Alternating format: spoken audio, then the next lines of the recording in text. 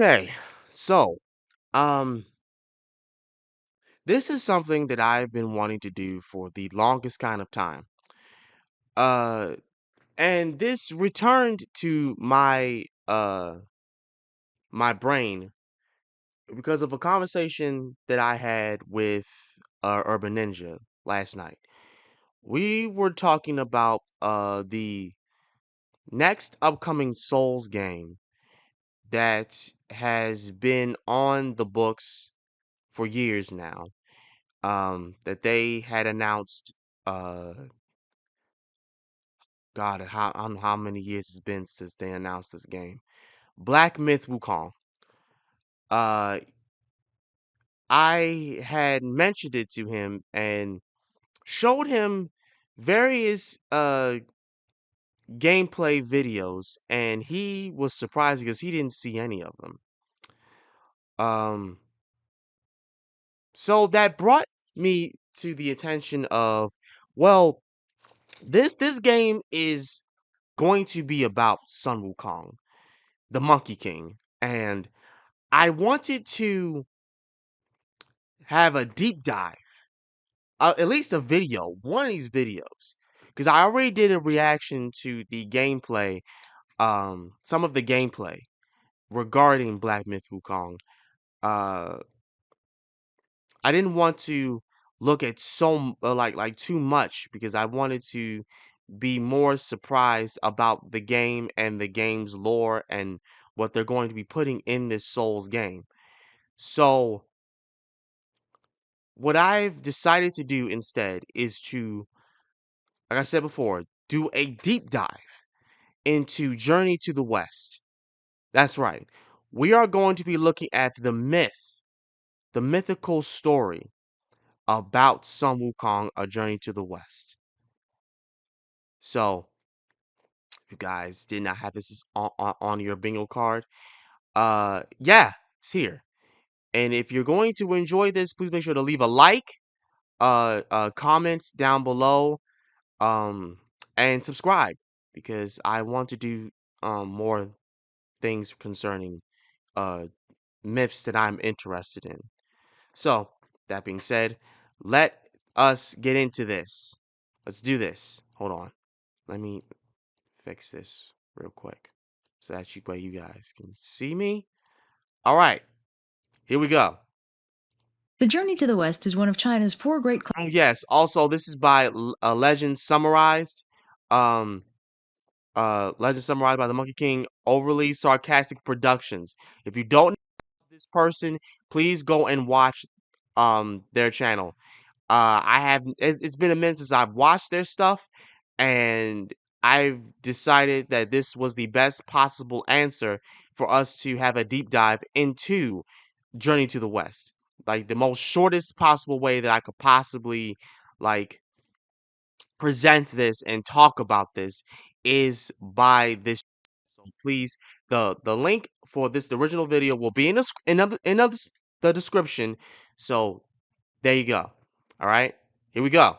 The Journey to the West is one of China's four great classical novels. It's an ancient allegory for enlightenment, and it's a The Journey to the West is one of China's four great classical novels. It's an ancient allegory for enlightenment, and it's approximately 2,000 pages long. As such, it's not exactly a text I could easily summarize in a single video of rational length. Anyway, The Journey to the West is packed full of symbolism, dense literary context, and some majorly influential characters, and it's widely agreed upon that the most memorable of these characters is Sun Wukong, the mischievous Monkey King. Sun Wukong's most famous mark on the modern world is probably Dragon Ball's Son Goku, a character specifically designed to emulate the abilities, appearance, and overall impulsive goofiness of the original Monkey King. But Sun Wukong's influence is far from being restricted to anime. Stories based on the character's exploits have appeared in almost every form of media, which is why it might come as a surprise to learn that he isn't the main character in The Journey to the West. That honor belongs to the monk Xuanzang, a character so vital to the plot that we don't even know he exists for the first 7 chapters, which are instead devoted exclusively to the life of Sun Wukong and how he made it his mission to single-handedly piss off every deity in all 3 of China's major religions. Now, I am nothing if not faithful to my source material, so in keeping with the structure of the text, this first video will be covering the history of Sun Wukong, and then in later videos, we'll see about actually getting to the rest of the not inconsiderate considerable length of this text. So our story begins on Flower Fruit Mountain, an island paradise full of dragons, magic birds, immortal peach trees, and one really big rock. Allow me to direct your attention to this rock, as it is about to perform a magic trick. Ta-da! The rock splits in half, revealing another rock! But this rock is special. It's actually a rock egg, no, not that one, and it appears to have inherited the magic prowess of its daddy rock, as it scarcely existed for more than a minute before it abruptly transforms into a stone monkey. Now, this monkey may have spontaneously generated barely 3 seconds prior, but he already knows his manners, so he bows to the 4 cardinal directions, and in the process inadvertently activates his laser eyes, which cause quite a disturbance when they shoot all the way into the palace of the Jade Emperor, the head honcho of heaven himself. So the stone monkey hangs out with a friendly population of not stone monkeys who one day decide to follow their favorite river up to its source, whereupon they find that it comes, unsurprisingly, from a big fancy waterfall. So all the monkeys are like, oh man, if only one of us were impulsive enough to jump into the waterfall and see what happens, we'd make him the Monkey King! And the stone monkey is like, did somebody say impulsive?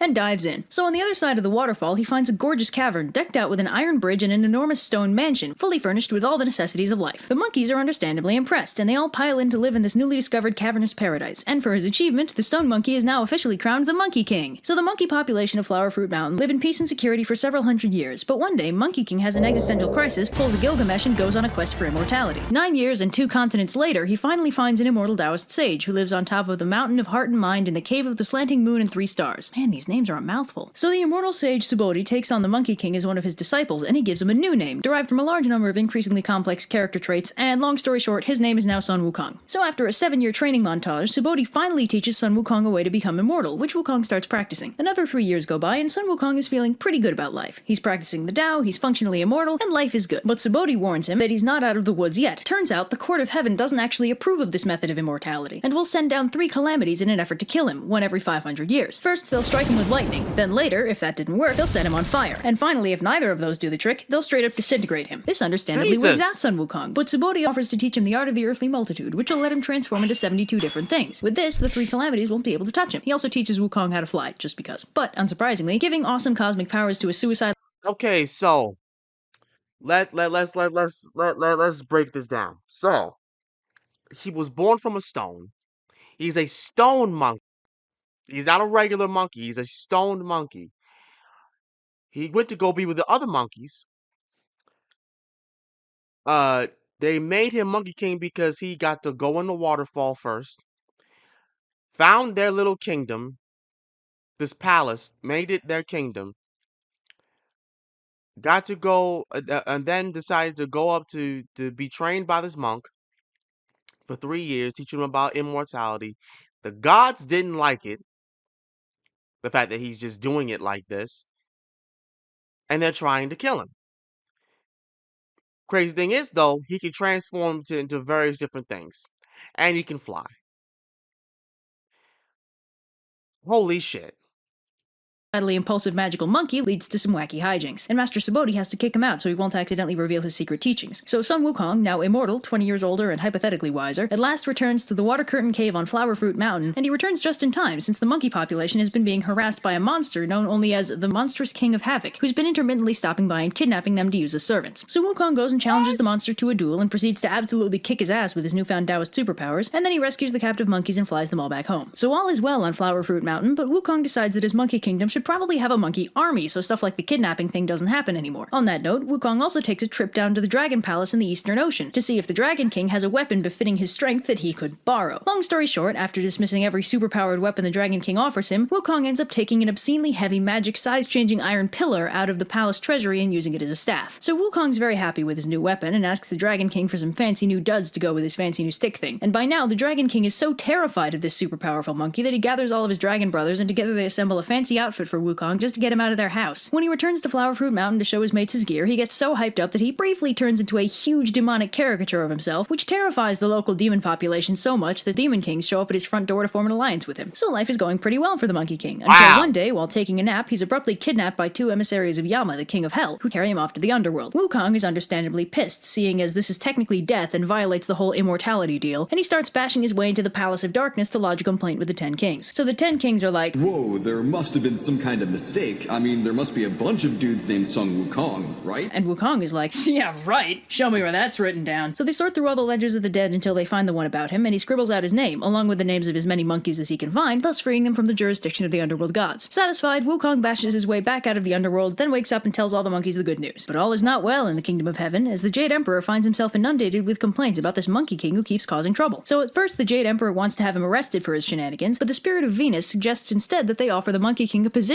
in the bureaucracy of heaven, whereupon they'd be able to better control his actions and easily discipline him if need be. The Jade Emperor gives the thumbs up, and they send down the Gold Star of Venus to deliver the offer to Wukong, who eagerly accepts. So the Gold Star takes him up to heaven and takes him to meet the Jade Emperor, who appoints him the position of Pima Wen, which makes him the head of the Imperial Stables. So Wukong thinks that's pretty sweet, and he's fairly chill with the whole situation until he thinks to ask what exactly his rank is, whereupon he is informed that Pima Wen is actually the lowest possible position in the entire bureaucracy of heaven. Wukong, being a bit of a diva at this point, is understandably pissed, and once again bashes his way out of heaven and returns to Flower Fruit Mountain to sulk. So Wukong decides to make himself feel better by calling himself the Great Sage equal to heaven, and meanwhile the Jade Emperor learns of his temper tantrum and sends down several celestial soldiers to capture him. The first among these is the Mighty Spirit God, who challenges Wukong to a duel. Wukong's like, dude, just tell your boss I want a better title. And the Mighty Spirit God is like, why don't you tell him yourself? In hell! And gets utterly destroyed for his troubles. So then Prince Nada confronts Wukong, who's like, what are you, 12? Look, kid, just tell your boss I want to be called Great Sage equal to heaven, alright? And Nada's like, I'll show you who's 12! And transforms into a big scary monster with a butt ton of weapons. Wukong is, of course, unimpressed, and matches the transformation with one of his own. They fight for a while until Wukong gets the drop on Nada with a duplicate and smacks him with his stick thingy. So they tell the Jade Emperor what happened, and the Emperor is all like, how dare he resist arrest? Clearly we must execute him! But the Gold Star of Venus, apparently the only voice of reason in the entire heavenly bureaucracy, suggests that rather than risk their entire army on one super powerful immortal monkey, they just give Wukong what he wants, an empty title. So they do, and a department is set up in heaven for him to lounge around in and not cause trouble. Unsurprisingly, Wukong is completely down for spending his days languishing in heaven, being waited on hand and foot by celestial spirits determined not to give him a reason to go on a rampage. But one of the resident Taoist immortals suggests that Wukong might end up getting bored, which carries with it the terrifying possibility of the great Sun Wukong rampaging through heaven looking for entertainment. So the Jade Emperor assigns a relatively harmless but time-consuming duty to Wukong, tending the Garden of Peaches of Immortality. Wukong's super down for that, but quickly finds that having to maintain a garden full of delicious immortality-granting peaches without eating any of them is impossible for his poor impulsive brain to handle. So, if you've been taking notes, this means he's now double immortal. But this comes back to bite him on the butt when the time comes for the Queen Mother of Heaven to hold her annual Peach Festival, and her 7 color-coded immortal maidens enter the grove only to find that it is notably lacking in peaches. They inadvertently wake Wukong up, who decides that he wants to go to the festival too. So Wukong paralyzes the maidens, impersonates a local immortal who was invited, then scoots on into the banquet hall. See, stuff like this, it's why you weren't invited in the first place. So when he arrives, he's immediately distracted by the smell of wine and proceeds to make off with the entire supply of heavenly booze, which also makes you immortal. So Wukong, now triply immortal and thoroughly drunk,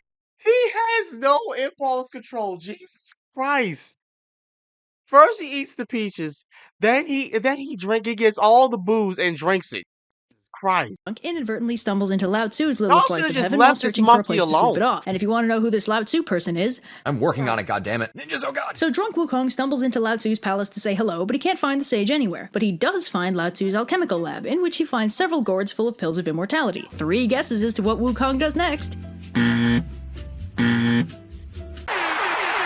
So Wukong, now quadruply immortal and abruptly sober, realizes that that might not have been the smartest move on his part, and opts to flee back to Flower Fruit Mountain to escape the consequences of his actions. Meanwhile, the 7 immortal maidens, the wine carriers, the people in charge of the banquet, Lao Tzu, the officials from Wukong's department, and the immortal Wukong impersonated, all independently present their grievances to the Jade Emperor, who quickly puts 2 and 2 together and dispatches pretty much the entire army of heaven to apprehend Sun Wukong. Now, of course, because Wukong is absurdly powerful, this is ineffective, and what was supposed to be a simple capture mission turns into a full-scale battle between the forces of heaven and Sun Wukong's army of demon monkeys. Now, while all that drama is happening, who should arrive at the heavenly palace but the Bodhisattva Kuan Yin and her disciple Moksha, who came for the Peach Festival and are understandably surprised to find the heavenly palace in complete disarray. So Kuan Yin asks what all the fuss is about, and upon being briefed, she sends Moksha down to get a sense of what's going on. So Moksha arrives at Flower Fruit Mountain just in time for Wukong, who's been thoroughly kicking the collective asses of the army of heaven, to demand a fight with somebody. So Moksha and Wukong battle for a while, but Moksha unfortunately can't quite keep up with the Monkey King and has to return to heaven in defeat. But Kuan Yin, now better briefed on the situation, suggests a god who could be sent to fight Wukong, Erlang, a powerful loose cannon of a deity who don't play by the Jade Emperor's rules. So they summon him, and he goes to confront Wukong, who's like, oh, hey, if you don't mind, could you send out the Devarajas to fight me? Because I'm kind of getting bored over here. And Erlang is like, not as bored as you're gonna be. And they fight. They both end up turning into Godzilla-scale monsters, but Wukong inadvertently terrifies his own army into a rout with how scary he looks. And in turn, the sight of his own fleeing army disheartens the Monkey King, who shrinks down and runs away. But Erlang isn't going to be evaded that easily, and he uses his magical third eye, he has one of those, to find Wukong, who's turned into an innocent-looking sparrow. Erlang responds by by turning into a sparrow hawk, in response to which Wukong transforms into a cormorant, and this kind of goes on for a while. Shapeshifter duels are fun. In the end, it's our buddy Lao Tzu who manages to capture the Monkey King by entrapping him in a diamond snare. Wukong, captured at last, is brought to the monster execution block, where apparently the Court of Heaven forgot the meaning of the word immortal, since nothing they throw at him hurts him in any way. So the Jade Emperor is at a loss as to how to kill him, but Lao Tzu has a suggestion. If they stick him in his magic brazier of 8 trigrams and leave him there for 49 days, they should be able to separate out the elixir of immortality from his body, and as a happy consequence, leave the troublesome Monkey King about as dead as you can get. So 49 days pass, and they finally open the brazier to extract the elixir, only to find that it's still firmly attached to Sun Wukong, whose only issue with the experience is that the smoke gave him awesome-looking red eyes. So Wukong is 110% done with heaven, so he starts fighting his way through the entire heavenly army. The Jade Emperor, now completely out of options, finally calls on his last resort, the Buddha himself. So Buddha and his 2 best disciples, Ananda and Kashyapa, go to deal with Wukong, who is at present fighting 36 thunder deities, because why not? So Buddha asks Wukong what he wants, and Wukong's like, you know what? I'm kind of feeling like overthrowing the Jade Emperor today. Wouldn't that be fun? And Buddha's like, Tell you what, I'll make a bet with you, okay? If you can successfully jump out of the palm of my hand, I'll believe that you're qualified to rule heaven in his place.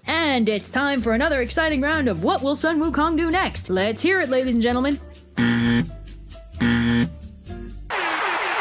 Unsurprisingly, Sun Wukong takes that bet and blasts off from Buddha's hand until he reaches the very edge of the universe itself, where he finds 5 pillars supporting the sky. Wukong decides to leave a memento of himself there, graffitiing one of the pillars, and then, for good measure, peeing on it. I mean, he is a monkey. So Wukong backflips all the way back to Buddha's palm like, shows what you know, old man! I made it all the way to the pillars of the universe! And the Buddha's like, Is that so? Well, I have a little plot twist for you. See, one of the perks of enlightenment is that I'm one with everything, and as it turns out, that's not just hyperbole. Sure enough, written on one of Buddha's fingers is Wukong's graffiti, along with the faintest whiff of monkey pee. Turns out the whole universe is the palm of Buddha's hand. Whoa. Yeah. So Wukong freaks out and tries to skedaddle, but the Buddha uses more of his Buddha magic to trap him under a mountain, which is also his hand. It's complicated. Which Wukong would ordinarily be able to escape stupidly easily, but then they stick a magic seal on top of the mountain and that's that. And it is here, under this beautiful and scenic locale, that Sun Wukong spends the next 500 years.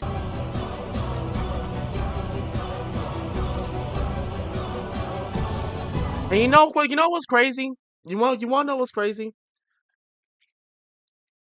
I saw all of that she just explained in a movie. There's a that is talking about the origin of Sun Wukong, and everything that she just said happened in that movie. And even though she's being overly sarcastic about this, it's actually pretty accurate. It's actually pretty accurate. From the taking the staff to him terrifying his own army, them running away from him realizing that he just doesn't fit well with heaven trying to kill him, and then Buddha basically just one-upping him and then imprisoning him under a mountain. Yeah.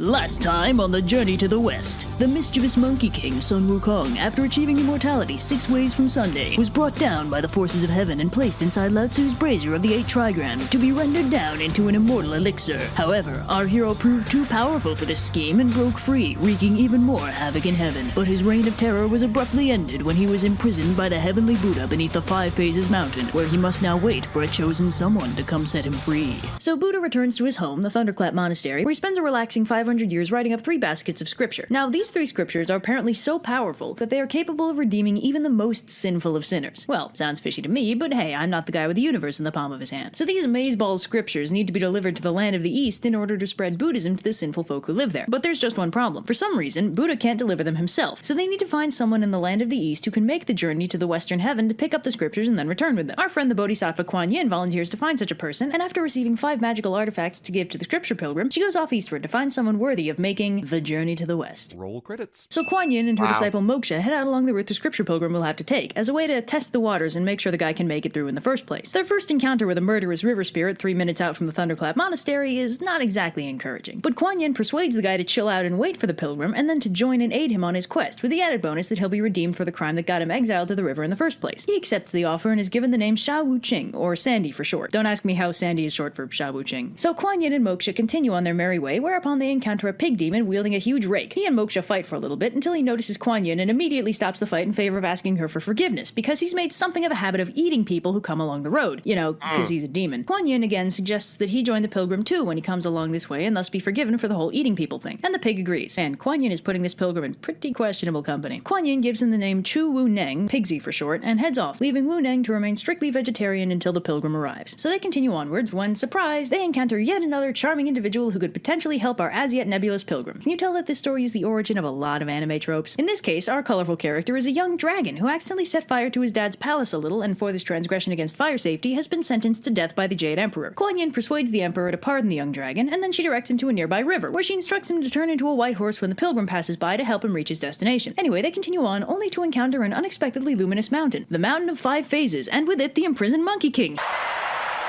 So Wukong's like, Kuan Yin, how's it going, girl? Great to see you. It's been really lonely for the past 500 years, Nobody ever comes by to visit. And Kuan Yin's like, yeah, that's great. Listen, I'm about to go find someone to make a pilgrimage for me. He'll be coming by soonish. He's gonna release you from this mountain, and then you need to help him get where he's going. You got that? And Wukong's like, 10-4, good buddy. Yep, I am just all about that virtuous mission. So Kuan Yin and Moksha arrive in the city of Chang'an and disguise themselves so as not to attract too much attention. Then they set about finding the right monk to serve as the protagonist to this little adventure. Speaking of protagonist, here's where the book veers off into a tangent to describe the ludicrously convoluted family history of this dude Xuanzang, who, in case you hadn't already guessed, is our soon-to-be protagonist. Now, Xuanzang has one of the most complicated family histories in all of epic protagonistdom. I won't recount the whole thing here because that would take all day, but basically he's the grandson of an emperor, he's been raised as a monk his whole life after being Mosesed by his mother, and he's the reincarnation of Golden Cicada, an original disciple of the Buddha and a holy being. So Xuanzang is basically the best guy ever, and a total sweetheart, despite the wacky circumstances of his birth. So long story short, 3 court officials convene to select a worthy monk for reasons completely unrelated to Kuan Yin's mission, and of course they select Xuanzang, the biggest Boy Scout in all of ancient China. Anyway, Kuan Yin catches wind of this and goes to see if he's worthy of being the scripture pilgrim. She finds her way to the court officials and gives them 2 of the various gifts the Buddha had given her to give to the pilgrim so that they might give them to the most virtuous monk they know. So Xuanzang gets a beautiful robe and a priestly staff, both courtesy of Kuan Yin, and Kuan Yin learns that Xuanzang is the best man for the job. So the Grand Mass, which is the thing that they selected Xuanzang for, happens, wherein Xuanzang has to present a memorial to the Tang Emperor. Kuan Yin takes the opportunity to steal the show by revealing herself in all her glory to the court, and officially requests a volunteer from the audience to go on the pilgrimage to go to the Western Heaven and retrieve the Tripitaka, which is the official name for the thing the Buddha made. Xuanzang obviously volunteers, just as planned, and Xuanzang is given the by-name Tripitaka and sent on his merry way with a horse and 2 attendants to help him. Don't get too attached to them, though, as the party is captured by demons almost immediately and Tripitaka's 2 attendants are killed and eaten. Great start. So the demons finish their attendant buffet and bunker down for the night, leaving poor Tripitaka to ponder his exciting future as lunch meat, when suddenly a mysterious old man appears out of nowhere and frees him, and Tripitaka's like, where the heck did you come from? And the old man's like, don't ask stupid questions, here's your horse. So Tripitaka and the old man zip out of the cave, and Tripitaka goes to thank him, only to find that he's vanished, leaving a note explaining that he was the gold star of Venus himself, providing a helpful bit of divine intervention. So Tripitaka goes on by himself for about half a day, only to discover that he really doesn't have the constitution for all this questing nonsense, and he and his horse are just about done with everything, when who should come to the rescue but a friendly boisterous hunter named Po Chin, who spooks all the beasties that were harassing Tripitaka and offers to guide him to his home. So Po Chin and his family have Tripitaka over for dinner, which is slightly awkward because Tripitaka is extremely vegetarian and Po Chin's family hunts all their food, but they handle it gracefully, and Tripitaka further endears himself to the family when he accidentally pacifies the ghost of Po Chin's father, like you do, which prompts Po Chin to offer to guide Tripitaka to the mountain on the border of the Tang Empire to ensure no further hijinks ensue. Did somebody say hijinks? So as it turns out, the mountain they get to is none other than Five Phases Mountain, where our good buddy Sun Wukong is still languishing. So Wukong's like, yo, kid, you that pilgrim guy? Kuan Yin said you'd be coming by to let me out. And Tripitaka's like, Awesome. How do I do that? That mountain looks kind of heavy. and Wukong's like, you just gotta climb to the top and peel off the golden seal.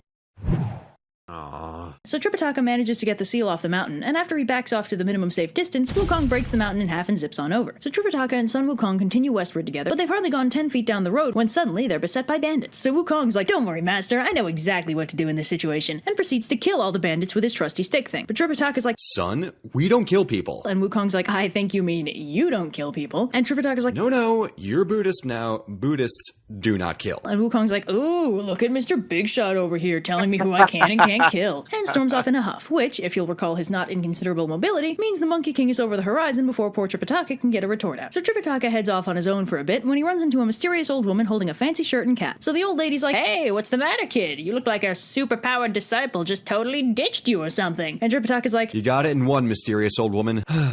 If only I had some way to discipline him, maybe the story could actually progress. And the old woman's like, funny you should say that. May I recommend that you give him these fancy duds, then recite this spell? I have this weird feeling that it'll stop causing so much trouble if you do. And Tripitaka's like, Seems legit. then the old lady turns into a beam of light and vanishes because she was really Kuan Yin. So thus far, Tripitaka's 2 for 2 for old people secretly being gods. Meanwhile, Wukong is off having a nice little tea party with the Dragon Emperor, who suggests that he go back to Tripitaka rather than abandoning enlightenment and true immortality over a single argument. Wukong zips back westward, blowing past Kuan Yin in the process, who'd flown over in order to convince him of that very course of action. So Wukong warps back to Tripitaka, who offers him the clothes. Wukong, always a sucker for a new wardrobe, throws them on, finding that they fit him perfectly. He's rather less thrilled to discover that the hat is cursed, and when Tripitaka recites the spell Kuan Yin taught him, it shrinks and gives him a splitting headache. Of course, it wouldn't be much of a cursed artifact if he could take it off, so it's also spot welded to his head. After a few very entertaining minutes of Wukong trying furiously to escape the hat by any means necessary, he eventually resigns himself to the fact that he won't be able to get up to his usual hijinks anymore. So the dynamic duo continue onwards with the balance of power now tilted slightly more evenly, and it doesn't take long before they arrive at a nice calm stream that happens to be home to an enormous f*** you dragon.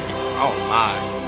Wukong nopes the hell out of there with Tripitaka in tow, and the dragon takes the opportunity to eat Tripitaka's horse. So Tripitaka freaks out since without a ride he's stranded, but he's also too scared to let Wukong leave him alone. But a bit of timely divine intervention arrives to protect Tripitaka, leaving Monkey free to confront the dragon. So they fight it out for a bit, but the dragon's like, screw it, and dives to the river bottom and refuses to come out. Wukong does some magic shenanigans and draws the dragon out again, only for the dragon to turn into a water snake and run away. At this point, Wukong is done, but the local mountain spirits tell him that this dragon is actually under orders by Kuan Yin to help them. So one of the heavenly spirits goes and gets her, and after a brief digression where Wukong vents at her about the cursed hat thing, she draws out the dragon, and Wukong picks a fight with him, too. Look, he's had a trying day, alright? Anyway, Kuan Yin gets the dragon to turn into a horse for Tripitaka to replace the one he ate, and then, to make Wukong stop sulking, she gives him 3 get-out-of-danger-free magical leaves. So now, with the matter having been resolved to everyone's satisfaction, our dynamic trio continue westward. So anyway, they continue on and arrive at still yet another monastery, run by a sketchy old monk. Long story short, the monk lays eyes on that really fancy monk robe Tripitaka got way back when, it's called a cassock, by the way, and takes it into his head to steal it, and to that end, he decides the best way to go about it is to burn down his own monastery. Well, that's not very zen of him. So Wukong smells the smoke, weighs his options, and decides the best way to solve the situation without pissing off Tripitaka is to let the monks burn their monastery to the ground. But first he borrows a fireproof cloak from one of his heavenly buddies to make sure Tripitaka and the horse don't burn with it. Is it just me, or is Monkey on shockingly good terms with all the people he beat the hell out of in the last video? The fire eventually burns itself out, and Tripitaka finally wakes up, only for them to find out that during all the confusion, a mountain demon came by and stole the cassock. Also, the patriarch monk killed himself. So anyway, Wukong zips on over to the demon's mountain and they fight, but the demon calls a lunch break and locks himself in his mountain. So Wukong zips back to the ruined monastery for snacks, then returns to the mountain to sneak in. So Wukong disguises himself as the old monk and has a little tea party with the mountain demon, and then they fight more, but the demon runs away again, and Wukong decides to call in the cavalry. He goes to Kuan Yin, and together they figure out another way to sneak in and get the cassock back. Kuan Yin disguises herself as a Taoist friend of the demons, and Monkey King disguises himself as a present from that friend, a pill of immortality. Long story short, Wukong beats up the demon from the inside, ew. Kuan Yin retrieves the cassock, and Wukong returns it to Tripitaka, and they continue on their merry way. Will son Wukong learn to value friendship over his impulsive desires? Will Tripitaka succeed in his quest to the Thunderclap Monastery? Will that stupid horse ever remember he can fly? Find out next time on Journey to the West.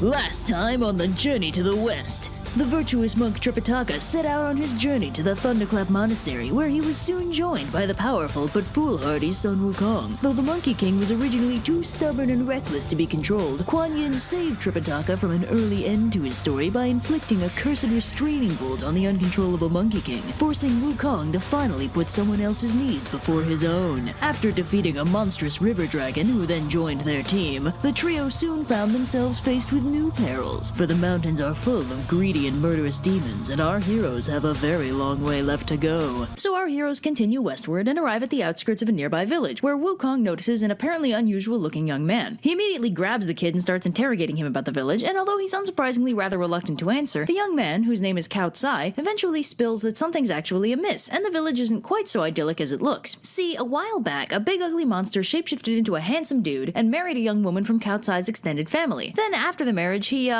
let himself go a little, and his father-in-law, the patriarch of the family, objected rather strenuously to having such a hideous monster as a son-in-law, so he sent Cao Tsai out to find someone to exorcise the demon, which has so far been unsuccessful. Now, of course, Monkey's like, boy, are you in luck, I happen to be an expert at kicking demon ass. So they enter the village and talk to the patriarch, who confirms that 3 years ago, the super handsome dude showed up asking for his youngest daughter's hand in marriage. The patriarch agreed, but the handsome dude turned out to be an ugly shapeshifting pig demon instead. I'd make an online dating joke, but I'm more surprised by the fact that, with shapeshifting as ubiquitous as it is in this world. Why doesn't this kind of thing happen more often? So anyway, even though the pig demon's a pretty hardworking guy, he's super ugly and kind of possessive, and all the patriarch really wants is his daughter back, and for the pig dude to not be affiliated with him or his family anymore. So in this exciting episode, Sun Wukong gets to serve divorce papers. So Wukong casually rescues the patriarch's daughter. Yeah, like that'd be hard for him. And then shapeshifts to look like her and lies in wait for the pig demon. Soon enough, the demon returns and Wukong's like, oh man, darling, my parents are just being so rude about us. I hear they're getting someone to exorcise you. Oh, no need to worry, sweet cheeks. There's no exorcist alive that can hurt me. I think they said his name was Sun Wukong?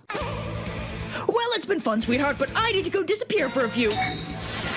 Where are you going, darling? So they fight, and Wukong chases him back to his secret lair at Cloudy Path's cave, and along the way he learns that the pig demon actually used to be a member of the Court of Heaven, who got sloppy drunk, hit on a woman way too many times, and got turned into a monster and kicked out of heaven as punishment. He would have been executed, but our boy the Gold Star of Venus intervened on his behalf. Not to be jaded, but that kind of seems like the only thing the Gold Star of Venus does. So then they fight, and it's awesome, but then the pig demon calls a timeout and runs away. So Wukong returns to Tripitaka and fills him in, and takes a moment to sass the patriarch cow for being a pretty bad father-in-law to his relatively hardworking demon son-in-law. And then he zips back to fight the pig demon again. So they fight some more, and eventually Monkey asks why the pig demon's fighting him with a rake, and the demon's like, a rake? Ha! This is no ordinary rake. One blow from this and your very soul will be rent asunder. You were saying? I think I'd like to surrender now, please. So as it turns out, this rake-wielding pig demon is the very same rake-wielding pig demon that Kuan Yin enlisted to help Tripitaka. So after Monkey learns this, he takes the pig, whose name, as you may recall, is Pigsy, back to meet Tripitaka, who's overjoyed to have another disciple to help him out. Everything is resolved shockingly quickly, and the patriarch cow throws a big fancy banquet for a newly expanded troop of heroes, and then our protagonists continue on their way. So shortly thereafter, they encounter a friendly Zen master known as the Crow's Nest Zen Master, who warns Tripitaka that, surprise, the journey will be absolutely packed with monsters and demons. But it's not like Tripitaka needs to be totally helpless. The Zen Master teaches him a sutra called the Heart Sutra that'll hypothetically keep him safe from harm when he recites it. Then he casually insults Wukong and Pigsy, warns Tripitaka to keep an eye out for a water spirit in the near future, and zips back up to his nest. So our heroes continue westward when they abruptly encounter a tiger demon who introduces himself by ripping off his own skin. So they fight the demon for a little while, but finding himself outclassed, the tiger demon tosses his skin over a rock as a decoy and runs away, but not before grabbing Tripitaka. So the tiger demon takes Tripitaka to his lord, a cave demon, and they start debating how best to cook him. Meanwhile, Wukong and Pigsy figure out that the tiger demon escaped with Tripitaka, and Wukong immediately charges off to find him. So they find the lair of the cave demon pretty quickly, and the cave demon sends out the tiger vanguard to fight Wukong. Yeah, you know how this part goes. Wukong kicks the tiger demon's ass, but this time, when the tiger demon runs away, Pigsy comes out of nowhere and kill steals like a boss. This is a very accurate representation of his overall characterization for the rest of the story. Anyway, Wukong flies back to the cave with the tiger demon's corpse, and taunts the cave demon until he comes out to fight. So they fight for a while, and are actually pretty evenly matched, but when Wukong busts out his special attack and duplicates himself, the cave demon counters with his own PSOP special and whips up a veritable hurricane of wind that blasts Wukong with enough force to temporarily blind him, making it impossible for him to continue fighting. Wukong and Pigsy manage to escape and try to figure out what to do next, and they find their way to a nearby cottage where a friendly old man and several young farmers let them stay the night. The old man also gives Wukong a healing balm for his eyes, and when he wakes up the next morning, he can conveniently see again. This is also when he learns that the cottage never existed, and that the old man and the farmers who took care of them were some of the heavenly spirits assigned to help Tripitaka on his pilgrimage. Okay, the rules for what these god dudes can and can't do are hella arbitrary. I'm starting to think they're just messing with them. So Wukong decides to try the stealth route for this particular mission and turns into a mosquito to sneak into the cave. Seriously, first y'all wanted to kill first y'all wanted to kill him. Then you're okay after 100 years. You're okay with just him being alive and him helping this guy that you've chosen to take these scrolls to these people to be forgiven and enlightened.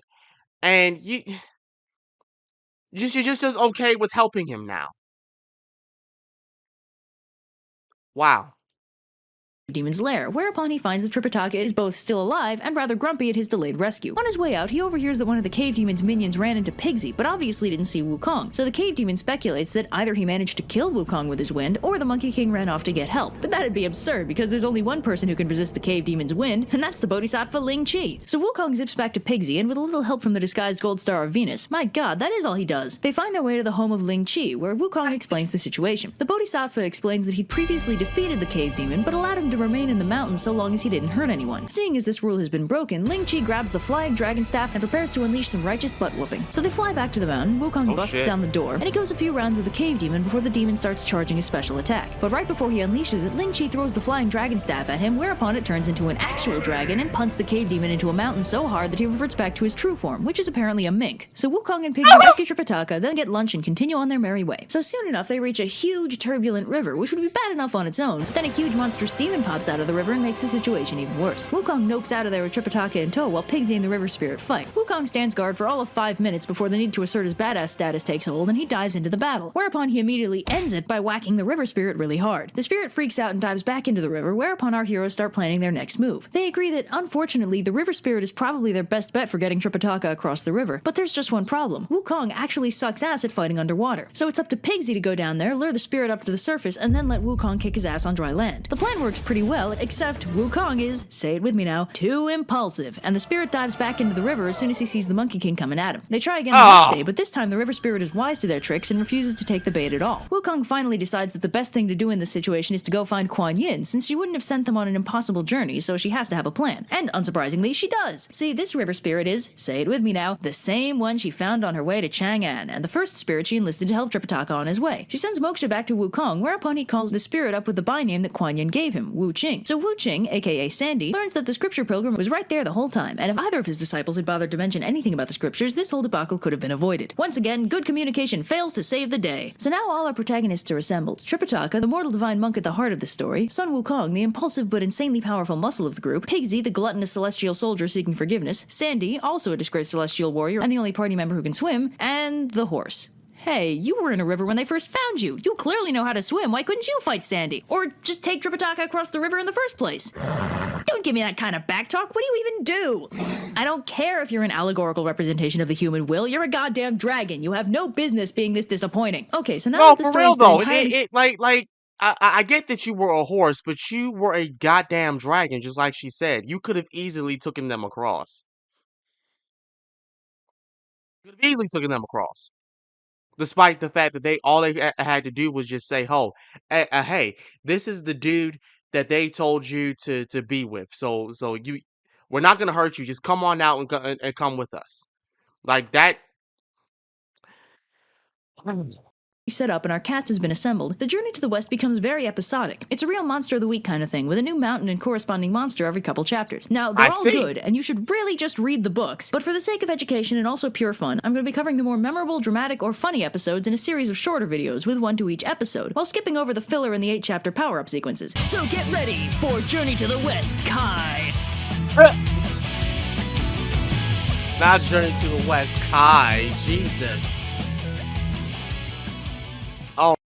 Last time on Journey to the West, the virtuous monk Tripitaka found himself added to the menu of an evil cave demon, whose powerful wind laid even the mighty Sun Wukong low. With the help of the Bodhisattva Ling Chi, Sun Wukong and Tripitaka's new disciple Pigsy found a way to defeat the cave demon and save their master, only to encounter a new threat in the form of a cunning and powerful river spirit that barred their way. Unable to fight him underwater, Sun Wukong again had to rely on the skills of Pigsy to lure the demon out, but when even that failed, he called upon the merciful Kuan Yin to intercede on their behalf. The river spirit turned into an unlikely ally when it was revealed that Kuan Yin had previously enlisted him as Tripitaka's third disciple. Now with all our allies assembled, we are finally ready to embark on the journey to the west. So our heroes are trekking westward through a particularly uninhabited stretch of mountain when Tripitaka's tummy starts getting the rumblies and he tells Monkey to go find him some vegetarian food. So Monkey flies off to get him some fruit or something, in the process disturbing a local mountain demon, the White Bone Spirit, who pops out to see what's up. She sees Tripitaka and immediately realizes he's the monk all the demons are talking about, and that, because he's the reincarnation of Golden Cicada and has pursued a perfect monk lifestyle, if she eats him, she'll become immortal. So she's about to swoop down and grab him then and there, but she recognizes Sandy and Pigsy as two former celestial warriors and backs off, resolving to be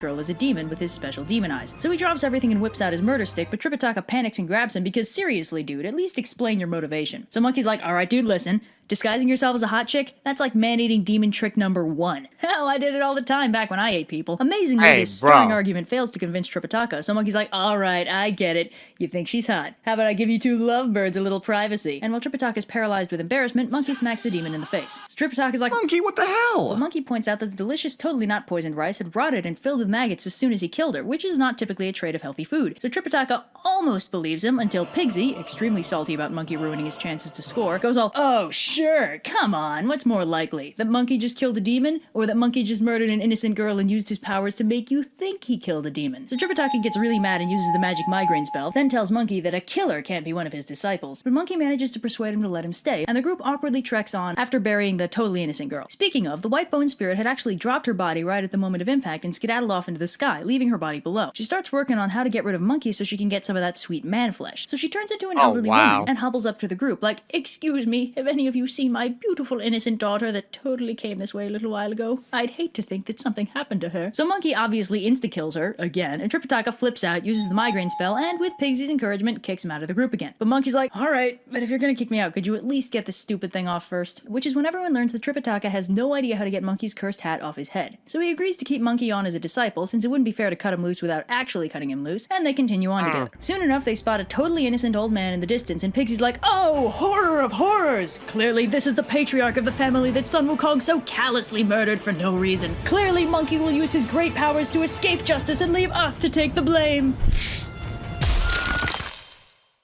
Oh, horror of horrors! Clearly Sun Wukong has bewitched this innocent old man's corpse to look like the body of a demon. In case you haven't noticed, Tripitaka is supremely gullible in this chapter, so sure enough, it's migraine time and getting kicked out of the group my o'clock. God. This time Monkey's like, alright, you know what? Fine. And after Tripitaka writes an official letter of banishment and Monkey is aggressively polite in taking his leave, Monkey warns Sandy not to buy into Pigsy's BS and then blasts off. Nice one, Tripitaka. So Monkey returns to his home on Flower Fruit Mountain, only to find it in ruins. Turns out after Monkey got sealed away, Erlang burned the whole place down for funsies. The remaining monkeys are being hunted every day by a huge band of hunters. So Monkey decides the time has come for some much needed stress relief and brings down the wrath of Wukong on the hunters the next time they appear. So while Monkey's having the time of his life as king of the mountain again, the story shifts back to Tripitaka and friends. But let's take a minute to step out of the story and examine it on a meta level, because what just happened was fascinating. This text is centuries old, but the way Monkey's acting could be lifted directly and put in something modern, and it'd make perfect sense. After getting kicked out and losing his purpose, Monkey is visibly emotionally unstable, oscillating between heartbreaking homesickness to cathartic rage to overzealous partying and back again. Like, there's no need to dig deep here. His emotional responses are there for all the world to see. And the reason for that is because we can't forget that the journey to the West is an allegory, and Monkey represents the mind. Monkey just gave up on everything he was trying to do, which was to get Tripitaka to the Thunderclap Monastery. He's basically going through an existential crisis, and the book is representing that perfectly because it's kind of the point of the book. It's like an allegorical roadmap. This is a part of the journey where you'll probably be feeling these things and facing these temptations. The characters feel real and genuine in their reactions to things because they all represent vital components of the human mind, and the way they act is the way we act. It's not like Beowulf, where he's a great and noble king with very little else to define him. These characters are meant to feel real, to be something we can see ourselves in. This book is really good. Oh man, if she did Beowulf,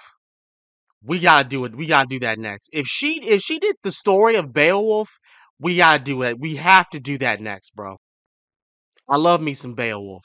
Anyway, so Tripitaka and friends enter a super ominous pine forest, whereupon things immediately go wrong. First, Pigsy fails to find Tripitaka any food and opts to take a nap instead. Then, while Sandy goes to look for him, Tripitaka enters a pagoda to light incense and pray, and manages to wake up a sleeping demon in the process and get insta-captured. So Sandy manages to find Pigsy and drag him back to the camp, whereupon they find Tripitaka missing and reason that he probably went to check out that beautiful pagoda in the distance. It's only when they get closer that Sandy realizes it's actually a demon cave, at which point Pigsy decides that picking a fight with the demon sounds like a great idea. So they fight, and it's pretty cool. But even with the backup of the various gods that have been assisting Tripitaka on his path, Sandy and Pigsy can only fight the demon to a standstill. But while that's going on, Tripitaka meets with a stroke of luck. Turns out the demon's wife is a kidnapped princess named Hundred Flowers Shame, who's willing to help him in exchange for him delivering news of her whereabouts to her family in the West. So she frees Tripitaka, gives him a letter, and convinces her husband to stop beating up his friends. Tripitaka and friends hurry out the back door and continue westward, soon coming across the very kingdom Hundred Flowers Shame was stolen from. Tripitaka delivers the letter to the king, who's profoundly grateful to finally know what happened to his daughter, but sadly says that they're unequipped to stage a rescue if it involves fighting a demon. But surely Tripitaka must be able to, if he's managed to make it this far already. So Tripitaka reluctantly summons his disciples, whereupon the king asks which of them is better at slaying demons. Pigsy gets his brag on and starts showing off his powers, which soundly convinces the king that he's perfectly equipped to go off and fight the same demon he was having worlds of trouble with last time. So Pigsy zips off for the rematch of the century, with Sandy tagging along to make sure he doesn't hurt himself. So Pigsy breaks down the door and proceeds to get his ass soundly kicked, so he excuses himself and runs away, leaving Sandy to try and fight the demon himself. This goes predictably poorly, and Sandy gets captured while Pigsy hides in a thorn bush. So the demon reasons that the disciples must must have come back because the princess snuck a letter out with them and confronts her about it. Obviously, she denies it, and when he interrogates Sandy about it, he catches on and denies it too. So the demon immediately switches off the murderous intent and gets all buddy-buddy with his wife again. He then decides to pay a visit to his father-in-law, shapeshifting himself into something a little more presentable. So the demon heads over to the king's court and spins a sob story about some shapeshifting tiger demon he saw threatening the princess way back when, so he drove it off and saved her life and then married her because she never told him she was a princess, and hey look, that guy over there is totally the demon I was talking about. So the demon spins an illusion around Tripitaka, making him look like a tiger monster, which is all the evidence the king needs to have Tripitaka locked up. So things look pretty terrible, right? I mean, Sandy's been captured, Pigsy's off hiding somewhere, Tripitaka's been locked up, and Monkey's back on Flower Fruit Mountain without a care in the world. Who could possibly rescue Tripitaka now?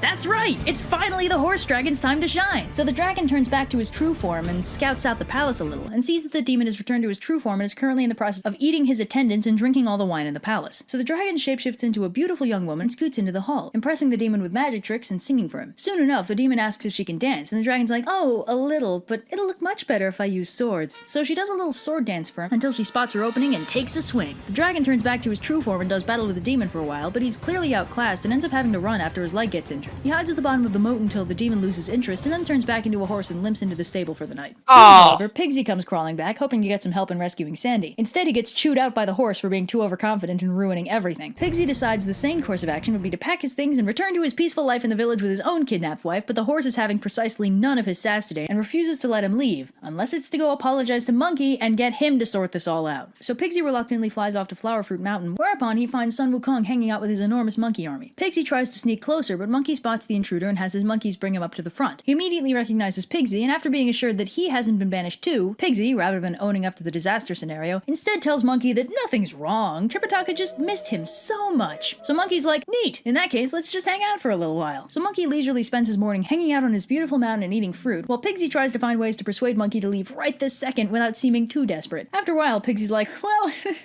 we've sure kept our master waiting, we should probably go. Monkey's like, oh yeah, great, see ya. Pigsy's like, wait, you're not coming? And Monkey's like, no, I got banished, remember? Besides, I got a good thing going here. Tell Tripitaka not to bother me again. So Pigsy leaves, but he's only a few miles down the mountain before he starts ranting and insulting Monkey, so Wukong has his monkeys recapture Pigsy and bring him back to explain his poor manners. So the truth comes out as Pigsy explains how everything went wrong, although he does embellish a little to motivate Monkey to come help him. So Monkey flies to the demon's lair and immediately abducts two of the demon's children, offering to release them in exchange for Sandy. The princess runs back inside and frees him, and Monkey, after reuniting with Sandy, sends them off to the palace with the two kids in tow to lure out the demon and bring him back to his lair. Meanwhile, Monkey shapeshifts into the princess and waits in the cave for the demon to return. So Sandy and Pigsy drop the kids in front of the palace, killing them, but it's okay because they were evil or something. And the demon, a little too hungover to want to fight, decides to check his lair first to see if they really were his kids and if he needs to avenge them. So the demon returns to his cave, whereupon he finds totally the real princess crying her eyes out about her two dead kids. The demon's like, ooh, I'm gonna get him right after I make sure you're okay, darling. Princess Monkey is like, oh man, I'm just so distraught. So the demon's like, don't worry, honey, I've got an elixir for exactly that. Whereupon Monkey takes it, swallows it whole, and reverts to his true form in preparation for some cathartic ass kicking. So they have an epic battle and it's really cool, but when Monkey fakes an error and uses the opportunity to get in a solid hit, the demon straight up vanishes. Monkey scans all four directions but can't find him, puts two and two together, and realizes that the demon must have been a heavenly spirit, which explains why he couldn't find him anywhere on Earth. So he busts his way into heaven again, what is this, like the fourth time, and demands to know what spirits were unaccounted for. Turns out the demon was really Ravati, the woodwolf star, known to us modern people as Zeta Piscium. See, turns out the princess was actually another heavenly courtier, in this case an incense tender, who desperately wanted to elope with him. He was afraid that such an act would be unthinkable in heaven, so the two of them departed to Earth to carry on their love in secret. And yeah, if you think too hard about it, it kind of makes the entire story fall apart, but we don't have to worry about it anymore because the demon is in custody and all that's left to do is to pick up Tripitaka. So the princess explains everything to her father, the king, and they head down to get Tripitaka, who's still locked up in the illusion of a tiger. After Monkey gets his sass on for a little bit, he frees Tripitaka from the spell and everyone is friends again. Will Pigsy stop being dragged around by his own base desires? Will Sandy ever win a fight? Will Tripitaka learn to trust Monkey's judgment? Will Monkey learn the benefits of communication? And will the horse ever do anything plot relevant again? Find out next time on Journey to the West. Feeling this is not gonna happen. Last time on Journey to the West, our cerebral protagonist Sun Wukong found himself banished from the group by Tripitaka thanks to the machinations of a shapeshifting demon and the goading of the resentful Pigsy. Left without their primary powerhouse, the pilgrims quickly dissolved into disarray, with Sandy and Pigsy barely managing to rescue Tripitaka from the clutches of a monstrous ogre. Forced to confront— Hold on, how many parts is this? How many parts do we have to go through? How many parts is this? Just we ain't got that much long. Okay, just checking. Just checking. The demon once again, our diminished heroes found themselves overwhelmed, and Sandy was taken prisoner while Pigsy was forced to flee. The ogre then infiltrated the castle in which Tripitaka was being housed and trapped the monk in an illusion of a demon tiger, tricking the lord of the castle into imprisoning the hapless monk in the dungeons below. An unlikely hero arose in the form of the oft-forgotten dragon horse, but regrettably, if unsurprisingly, our equine hero was no match for the ogre's brutal onslaught and was defeated. With no options remaining to him, Pigsy traveled to Flowerfruit Mountain to retrieve the banished Monkey King, and was forced to swallow his pride in order to inform Monkey of all the gory details of his own failure to fill his shoes. Once properly briefed, our simian hero made quick work of the disaster, rescuing Sandy and leaving the ogre and his wife to the mercies of the bureaucracy of heaven. Having rescued Tripitaka and reconciled with one another, our gang is back together again and finally free to continue on the journey to the west. So our heroes are continuing westward when they encounter a huge and foreboding mountain. Tripitaka gets a bad feeling about it and sends Pigsy out to scout out to see if there's any danger. Pigsy being Pigsy, Monkey unsurprisingly doesn't trust him to do a very good job and shapeshifts into a fly to quietly tail him. Whereupon he finds Pigsy got just far enough away from the group to not be in the direct line of sight and promptly took a nap. Monkey wakes him up with a bite to the face and Pigsy proceeds to keep digging by composing an elaborate lie that he's planning on telling Tripitaka when he gets back. Something about an enormous demon stronghold on the mountain, looks really scary, and maybe they should all just turn back and go home. Monkey's like, seriously, dude. Flies back to Tripitaka and rats out Pigsy, who unsurprisingly gets in a world of trouble and is sent back out to scout properly this time. Unfortunately for Pigsy, there actually is a demon stronghold on the mountain, and he inadvertently stumbles on a small army of demons who happen to be led by a pair of demon brothers who have been keeping an eye out for Tripitaka and his group in the hopes of capturing him and eating him to gain immortality. Pigsy initially tries to pass himself off as a normal, albeit ugly, traveler, but one of the demon brothers recognizes him as part of Tripitaka's coterie and attacks. They wage a brief but fairly epic battle until the demon sicks all his demon soldiers on Pigsy, at which point he gets overwhelmed and captured. Whoops. Meanwhile, back with the rest of the group, Tripitaka starts getting worried because Pigsy's taking so long. Monkey tells him to chill out, since Pigsy would have run back at the first sign of trouble if there was actually anything wrong, so they move on. But Tripitaka still feels really on edge. As it turns out, this is because they're being surveilled by one of the demon brothers, and Tripitaka's picking up on his spooky presence. Monkey tries to cheer him up by doing a sick martial arts demonstration with his staff, which has the added bonus of terrifying the observing demon, who decides the first thing to do is to take Monkey out all sneaky-like and then try capturing Tripitaka. So the demon transforms himself into an elderly Taoist sage with a broken leg and plops himself down in the path of the group. Tripitaka takes pity on him and offers to help. He orders Monkey to carry him, and Monkey cheerfully obliges. Hey, buddy. So, just so we're on the same page here, I totally know that you're a demon, and boy, are you lucky that my master is so compassionate.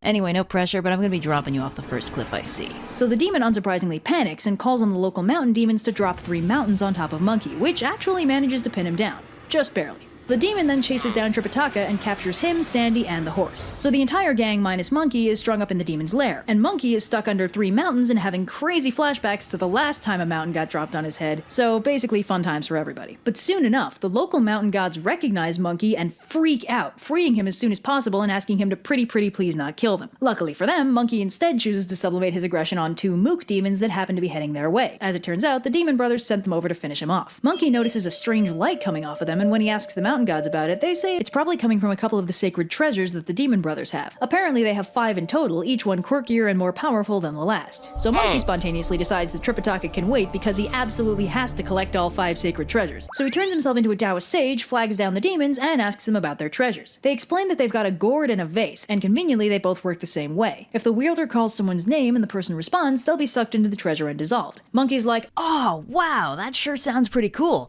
I've got a gourd that can suck up heaven itself. Want to trade? So the demons are understandably suspicious, but Monkey has a plan to validate his claim. He surreptitiously summons a few gods and sends them to tell the Jade Emperor that he needs to bottle up heaven for a little bit, no pressure or anything. The Jade Emperor is like, No! That's outrageous! Are you kidding? but Prince Nada suggests that all they have to do is black out the sky, and that should be enough to fool the demons into thinking that Monkey actually bottled heaven. So they unfurl this giant banner of black feathers over the sky, and the demons totally believe that Monkey just bottled up heaven itself. So they trade their treasures for Monkey's gourd, at which point Monkey vanishes, and they find that the gourd does not, in fact, work as advertised. So they report back to their boss, who's grumpy about the lost treasures, but not quite so grumpy as to actually murder them or anything. The demon brothers send the 2 mook demons to go and invite their mother to dinner, and to make sure to tell her to bring her sacred treasure, which is a golden rope. Monkey, having overheard that particular soundbite, decides to steal that treasure too, and ambushes the 2 demons en route, kills them, then duplicates himself, and disguises both himself and the duplicate as the 2 mook demons. So the disguised Monkey goes and gets the demon's mother, absolutely hating the fact that he has to kowtow to her, but he cheers up significantly when he subsequently murders her and her sedan carriers. He then shapeshifts into her, duplicates himself a bunch, and turns them into his expanded coterie, and trundles back to the Demon Brothers' cave. The demons greet their mother, and when Monkey greets them in return, Pigsy, who we recall is strung up in the cave, recognizes him by his tail and starts laughing like crazy. The demons offer their mother Tripitaka, but she says she thinks she'd rather have Pigsy's ears, at which point Pigsy flips out and blows his cover. At that exact moment, a demon minion runs in to say that he found their mother and her entire coterie dead. Monkey recognizes his cover's blown and books it, vanishing in a blinding flash of red light. At this point, the elder demon brother is like, alright, this isn't worth it, let's just give him back the monk. But the younger brother is all like, are you kidding? Where's your pride? Tell you what, let me fight him, whichever one of us wins gets the monk, and when I win, you can stop worrying. So the younger brother gears up and heads out to fight Monkey. They're pretty much evenly matched, so Monkey gets the brilliant idea to try and turn the tables by using the golden rope to trap the demon. Unfortunately, he doesn't actually know how to use it, so the demon just catches it, throws it back, and recites the spell that actually does make it work. He ends up trapping Monkey and hitting him a whole bunch, but quickly realizes that he won't make any progress that way, so he just drags him back to the cave, ties him up, and takes the gourd and vase back. Pigsy makes fun of him for a bit until Monkey turns his staff into a steel file and breaks out, turning into a demon servant and leaving a duplicate in his place. At which point Pigsy, whose only role in this particular story is to cause problems, yells that Monkey's escaped. Fortunately, the demon brothers are kind of learned to tune Pigsy out at this point, so Monkey pockets the golden rope and zips out of the cave without too much difficulty. Now Monkey really wants the gourd and vase back as well as the other two treasures, so he decides to test a theory. He knocks on the door and insists that he is, and I swear this is not a joke, Grimple's son, brother to Pilgrim's son, the Monkey King. Having given the demon brothers a fake name, he hopes the gourd won't suck him in when they call his name. But as it turns out, it does, which is a bit of a setback. Fortunately, Monkey remembers that one time Lao Tzu stuck him in a brazier for 49 days, and it couldn't render him down, so he's not really concerned about melting, he just needs to find a way out. So he goes all, oh, the humanity! My legs have totally melted! That was fast. Oh geez, there goes my pelvis. Noisy, isn't he? Why have you forsaken me, Buddha? So Monkey makes a duplicate that looks like him but half melted, and subsequently turns into a fly. So when the demons crack the seal to check on his melting progress, he flies out of the opening all sneaky-like. Monkey then pickpockets the gourd and replaces it with a duplicate, which seems to be something of a theme this episode, then slips outside and knocks again, this time claiming to be Son Pilgrim, yet another suspiciously identical monkey with a bad attitude. The demon plans to suck him up again, but he spots Monkey's identical gourd and demands to know where he got it. Monkey's like, why don't you tell me where you got yours? And the demon gives him a gloriously detailed infodump involving the birth of the universe itself, to which Monkey replies with, yeah, same. And they compare gourds. Unsurprisingly, Monkey's gourd actually functions, while the demon's duplicate gourd doesn't. So Monkey sucks up the demon, who dissolves almost immediately on account of not being Monkey. So the elder demon learns of his brother's death and gets incredibly upset. And Pigsy casually mentions that all the monkeys that came to the door were obviously the same monkey. What are you, stupid? And the demon gets even angrier and orders his servants to steam him. So the elder demon gears up for battle with his brother's sword and the fifth treasure, which is a fan. He heads out to fight Monkey and, having learned from previous experience, immediately sicks his army on him, which Zurg rushes and actually causes Monkey some trouble until he makes a bunch of duplicates to fight the army. The elder demon gets surrounded and whips out the fan, which, as it turns out, shoots hellfire. Monkey's not worried about the fire burning him, but does worry that the fire might burn his duplicates, so he retrieves all but one of them, leaves that duplicate to pretend to be him, and slips through the fire to sneak into the cave. He steals the jade vase again, then vanishes, leaving the older demon to mourn the loss of his brother, his mother, and 3 out of 5 of his treasures. Make that 4 out of 5 because when he goes down for a depression nap, Monkey sneaks in to steal the fan. The demon wakes up, they fight again, it's super cool, and Monkey manages to drive him back. The demon runs, Monkey finally frees the rest of the squad, and they all take a minute to relax in the demon cave and make some food. And presumably give Monkey crap for rescuing 4 out of 5 of the sacred treasures before rescuing any of them. But the elder demon has his own plans. He flies to the home of his now dead mother and recruits all of her demon servants into his army. His uncle also shows up to avenge his sister, along with another army of demons, and together they assemble and start heading for the cave to take down Monkey once and for all. So Monkey spots them on the horizon and warns Tripitaka that they're about to have company, so he and Pigsy head out to guard the door, and Monkey gears up with all the sacred treasures he's acquired: the fan, the rope, the vase, and the gourd. The army arrives, and Monkey and Pigsy pair off, Monkey fighting the uncle, then switching to the elder brother, with Pigsy tagging in to fight the uncle instead. The army starts causing them some trouble, at which point Sandy explodes out of the cave to fight the army, while Pigsy and Monkey handle the boss fights. Pigsy manages to kill the uncle, and the elder brother sees the tide turning and turns to run. Not one to be defeated, Monkey whips out the vase and calls the older brother, who, thinking it might be one of his retreating soldiers, responds, at which point he's sucked into the vase and melts. The army scatters, the bosses are defeated, Monkey gets the 5th treasure, and the gang can finally get back on the road. Except then they run into Lao Tzu, who makes Monkey give him the treasures, since it turns out they belonged to him the whole time. The demon brothers had in fact been Lao Tzu's lab assistants before Kuan Yin arranged for them to become demons and challenge the group to test their resolve. This doesn't explain how they had a demon mom or uncle, though. Anyway, Lao Tzu restores the demon brothers to their original forms, takes the treasures, and bails, leaving our heroes to continue their journey to the west. Will Monkey ever get to keep anything cool that he finds on this trip? Will Tripitaka learn to stop trusting Pigsy with important tasks? Will Sandy ever get a boss fight of his own? And has this finally revealed why a flame-throwing fan is such a ubiquitous weapon in anime? Find out next time on Journey to the West. Oh my god. Last time on Journey to the West. Let's see. Everyone got kidnapped. Monkey killed the 2 guys who did it and got a lot of swag, but then he had to give Oh, give me a second. Give me a second. Okay, just to make it just making sure yet again. up the swag, and also the 2 guys weren't dead after all, but at least the kidnapping thing got fixed.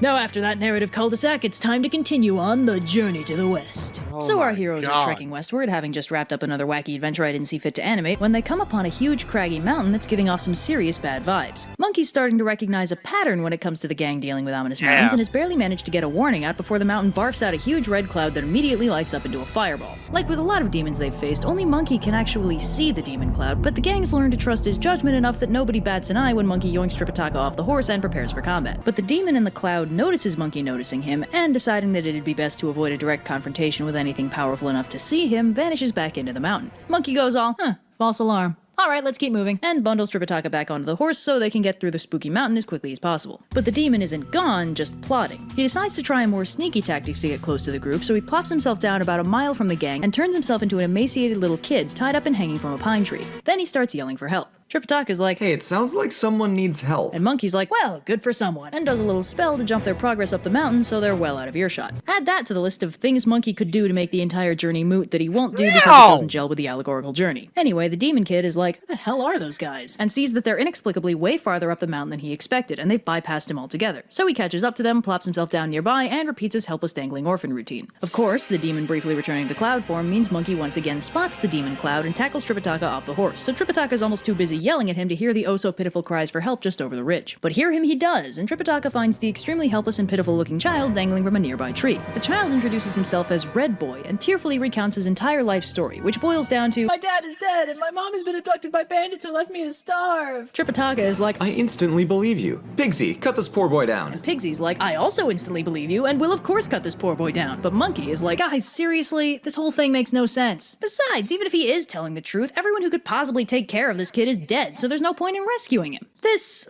logic fails to convince the others, who rescue the boy and start on figuring out who gets to carry him. After running through the options, they settle on Monkey, who recalls his track record for carrying disguised demons and immediately agrees. So Monkey carries Red Boy, who he notes with some amusement weighs barely 5 pounds, but gradually gets grumpier and grumpier with Tripitaka, both for making him carry this kid and for not listening to his extremely logical reasoning about leaving highly suspicious orphans well enough alone. Red Boy senses his building anger and surreptitiously attempts to weigh him down with magic, which Monkey thinks is hilarious. Red Boy freaks out and drops his body just in time to avoid getting ripped apart by Monkey, and decides it's now or never on kidnapping Tripitaka. One giant whirlwind later, Tripitaka is gone, and Monkey is so thoroughly disheartened he tells Sandy and Pigsy they should disband right then and there. Pigsy's like, finally! But Sandy freaks out and gives an impassioned and heartfelt speech about redemption and second chances, and it's so moving, even Pigsy changes his mind about abandoning the quest like he's been wanting to do since episode 2. Monkey shakes off his nobody listens to me funk and gets down to business figuring out where exactly Red Boy took Tripitaka. So they search the area for clues for a while, but when nothing turns up, Monkey gets frustrated and pulls out the giant 3-headed 6-armed war form he used when he rampaged through heaven. He then starts lashing out in every direction, which turns out to have been more than just blind frustration and a well-documented lust for rampant destruction, as his emotional episode causes the local mountain gods to pop out of their hidey holes so Monkey can interrogate them about where a demon might possibly be holding up. Now the mountain gods tell Monkey all about the demon. There's only one living on this entire enormous mountain because he is an absolute terror and has single-handedly made the whole place miserable. Thanks to him, the mountain is so inhospitable that the gods barely have enough incense and offerings to get by, and the demon has been running a mafia-style shakedown racket demanding regular tribute from the mountain gods despite the fact that none of them have any money. Now the demon in question is the son of the Bull Demon King, but was sent away to be raised by Rakshasi and spent many years cultivating his latent fire controlling abilities to the point where he's now capable of calling on something called the true fire of Samadhi. After he completed his training, the Bull Demon King sent him to guard this mountain, and he currently lives in this place called Fiery Cloud Cave, which the mountain gods give Monkey directions to.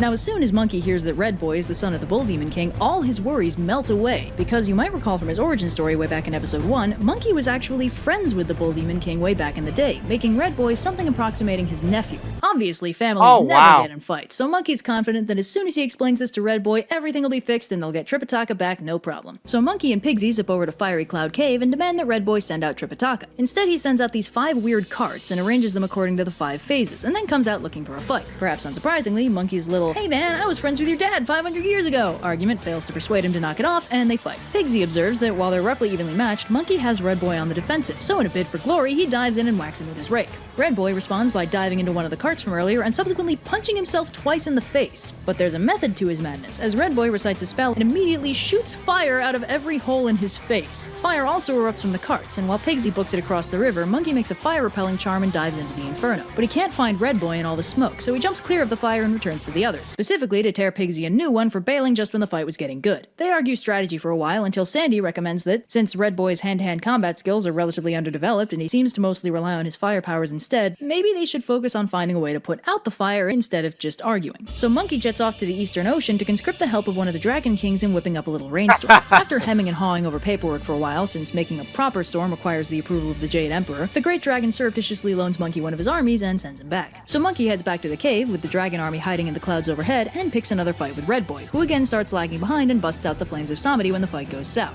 The Dragon army breaks out the rain, but the flames react unexpectedly to the downpour and actually get stronger, because the true fire of Samedi is too powerful to be put out by an unlicensed thunderstorm. When Monkey tries to find Red Boy among the flames, the demon ambushes him and blasts smoke in his eyes, blinding him. Now, as has been previously established, Monkey is fairly fireproof, but technically he's only immune to normal fire and heavenly fire. The true fire of Samedi isn't either of those things and is actually managing to hurt him. Red Boy smokes him again, so Monkey blindly launches himself out of the inferno and into the nearest river, where the temperature shock knocks him out. The Dragon army freaks out and summons Sandy and Pigsy to help Monkey, and you know it's serious because they use their actual celestial titles instead of their nicknames. Sandy fishes him out of the water and freaks out in turn because he looks pretty dead, but Pigsy scoffs, elbows him to one side, and revives Monkey with a few well-placed smacks on the back. Score 1 for Pigsy actually doing something beneficial for a change. Yeah. So Monkey's alive, but is fairly messed up, both emotionally and physically. The fact that he can't rescue Tripitaka is almost taking more of a toll on him than the whole being set on fire and nearly drowning thing. So he concludes that since they can't solve this on their own, the only thing to do is to go and get Kuan Yin's help. Unfortunately, he's too weak to make the journey, which means Pigsy has to do it instead. So Pigsy sets off southward towards Kuan Yin's place, but Red Boy notices him leaving and realizes the only thing in that direction is Kuan Yin, so that's probably where Pigsy's heading. So he takes a gamble, transforms to look like Kuan Yin, and intercepts Pigsy. He tells Pigsy that Red Boy is an eminently reasonable guy and they should just go to his cave and talk things out with him, and of course the minute they get to the cave, Red Boy ambushes Pigsy and takes him prisoner. Meanwhile, Monkey gets a bad feeling about how long Pigsy's taking and drags himself off to the cave to see what's wrong. He reflexively picks a fight with the guards, but immediately realizes he won't actually be able to take them in a fight, so he transforms into a fancy but harmless gold scarf, which the guards bring into the cave. After a little duplicate and replace action, Monkey turns into a fly and starts snooping around. There he finds Pigsy tied up in a bag yelling about how he got tricked, but before Monkey can break him out, he overhears Red Boy ordering 6 of his minions to go and invite the Venerable Great King over to dinner. Monkey takes a gamble on who the Venerable Great King might be and takes a page out of Red Boy's book by transforming himself to look like the Bull Demon King, then intercepting the minions en route and heading back to the cave with them. So Red Boy is like, "Father, you won't believe what I've caught.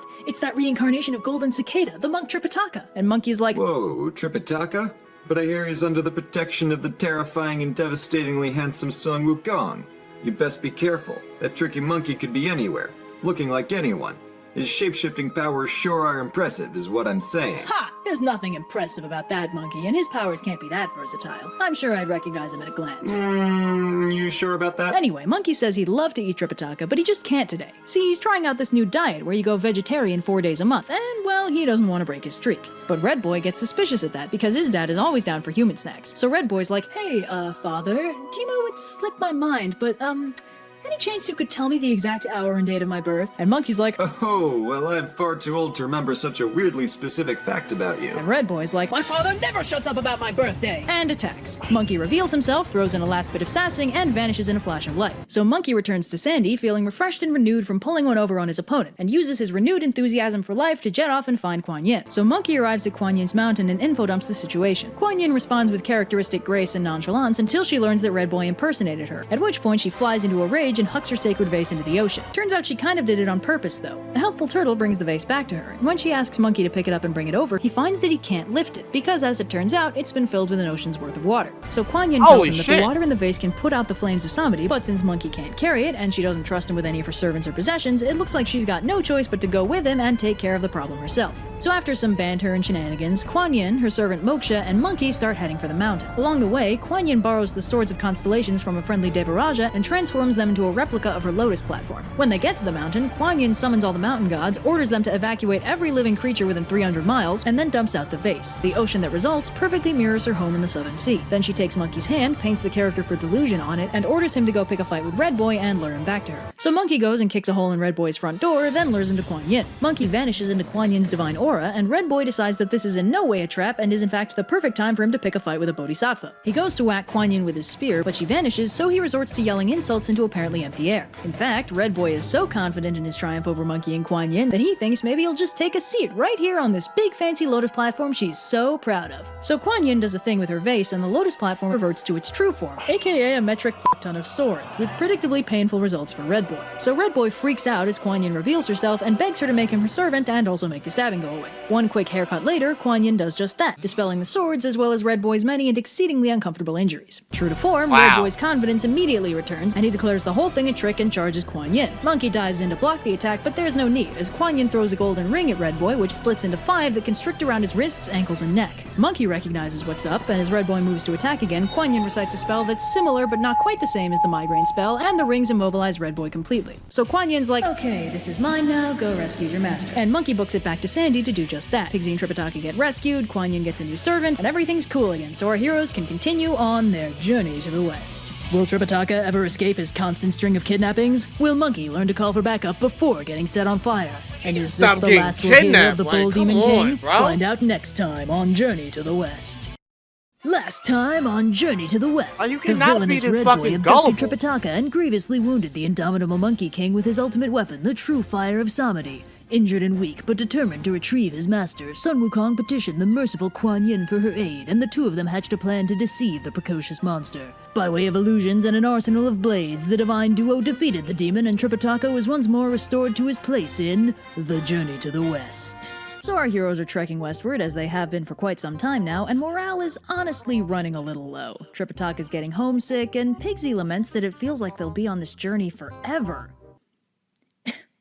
But just as Monkey is telling them to quit whining because they'll get there when they get there, they bump into a huge, turbulent, and totally pitch-black river in their way. While they're discussing how to get across, they spot a boatman nearby and ask him to ferry them across. But the boat's too small to accommodate a monk, 3 semi-celestial monsters, and an entire horse, so they split up into 2 groups. Tripitaka and Pigsy to be ferried across first, Sandy and the horse next, and Monkey can just jump across, so it's not really an issue. But when Tripitaka and Pigsy are halfway across the river, the boatman reveals himself to be a bad guy, summoning a whirlwind and sinking the boat. Sandy panics and says they should look downstream to see if they've washed up on the shore, but Monkey points out that Pigsy's a good swimmer. If it were a normal capsizing, he should have been able to get himself and Tripitaka to safety no problem. So Sandy strips down to dive in, but Monkey warns that the black water looks real suspicious, but Sandy points out he lived in a river way eviler than this one and heads in no problem. Investigation of the river bottom reveals a huge pavilion advertised as the home of the Black River God, and Sandy overhears the definitely not a real boatman monologuing about how he's gonna invite his uncle over so they can eat Tripitaka and become immortal. Sandy becomes enraged and bangs on the door, demanding Tripitaka's return, and Pigsy too, I guess, and the demon comes out to see what all the fuss is about. The demon's all decked out in gold and jewels, and is instantly down to fight. He and Sandy battle at the bottom of the river for a good 30 rounds before Sandy realizes they're at an impasse and turns to run, hoping to lure the demon out of the water so Monkey can finish him off. But the demon's got more pressing matters to attend, namely drafting up an invite for his uncle, so he doesn't follow him to the surface. As Sandy and Monkey discuss what to do, a mysterious old man suddenly appears and introduces himself as the Black River God. He quickly clarifies that he's not the demon that abducted Tripitaka, he's the true god of this river. But several months ago, this demon stormed in from the Western Ocean, kicked him out of his house, and set up shop in his fancy pavilion. When he filed an official complaint, he discovered that the demon's uncle is Ao Shun, the Dragon King of the West, and thanks to nepotism, there's nothing he can do. He's such a small-time god, the Jade Emperor will never listen to him, so he's hoping maybe Monkey will be willing to take matters into his own hands and do a little vigilante justice? Monkey's like, a Dragon King? Oh, I've threatened all those guys before. BRB, I'll sort this out. And blasts off to the Western Ocean. He intercepts the messenger carrying the invitation to come meet Tripitaka, then marches up to the palace to have a little chat with the Western Dragon King. But while Monkey was expecting to have to throw some weight around or threaten the guy, as soon as the dragon sees the invite, he freaks out. See, the demon is his sister's 9th son and didn't have anywhere else to go, so the Dragon King advised him to travel to the Black River and train himself so he could be ready to take on some official position in the bureaucracy later. He had no idea his nephew attacked the river god, and he certainly doesn't condone eating Buddhists. The dragon calls up his son. Instead of doing instead of straightening yourself out, you kick somebody out of their own house. You live there and eating people. Wow.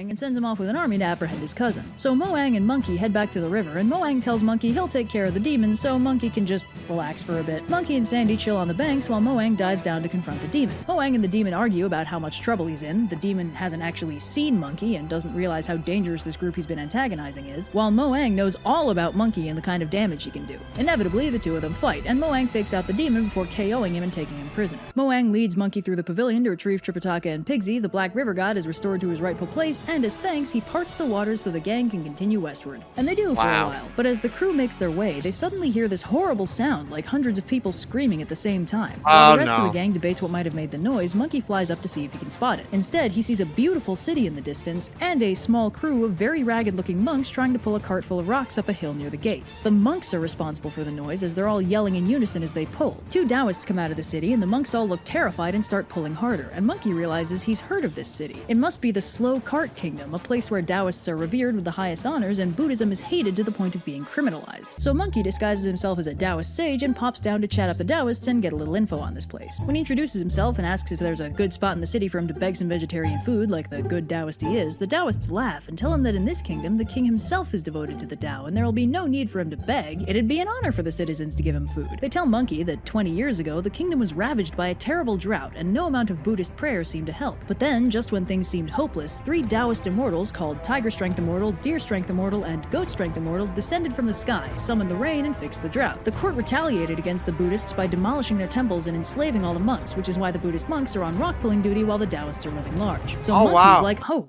gosh, that's just horrible. I came to this city because a relative of mine became a Buddhist monk here. And the Taoists tell him that out of respect as a fellow Taoist, they'll let him take his relative if he's one of the monks they have. So Monkey sidles over to the monks to get their side of the story, though not before laughing at them for being lousy Buddhists. Real nice, Monkey. Anyway, the monks tearfully explain that not only did the Taoists enslave all the monks in the city, they enslave any monks that traveled to the city, which will obviously be a problem for Tripitaka. Apparently, the Taoist immortals won the king over by arranging the construction of a temple where they can read scriptures and stuff that'll ensure the king lives for 10,000 years, and the king liked the idea so much that he lets them do whatever they want. Monkey asks why the monks don't just run away, and they explain that their faces are posted in every province in the kingdom as a preemptive measure to keep them in prison. They say even though their lives are hopeless and they'd rather die than keep living like this, they keep getting saved from death and visited in their dreams by a whole bunch of gods, telling them to stay alive because the great Tang monk is coming to save them and he's bringing the great sage equal to heaven. So Monkey heads back over to the Taoists and is all like, you know, it's the darndest thing. I'm actually related to all of these monks. So me and my cousins are just gonna go. And the Taoists obviously kick up a fuss, so Monkey gets cranky and kills them. The monks all freak out because they're gonna get blamed for the deaths, and Monkey's like, would you guys relax? I'm the great sage. And the monks are like, no you're not. The Gold Star of Venus told us that the great sage is all ugly and hairy with scary fangs and stuff. And Monkey's like, that mother...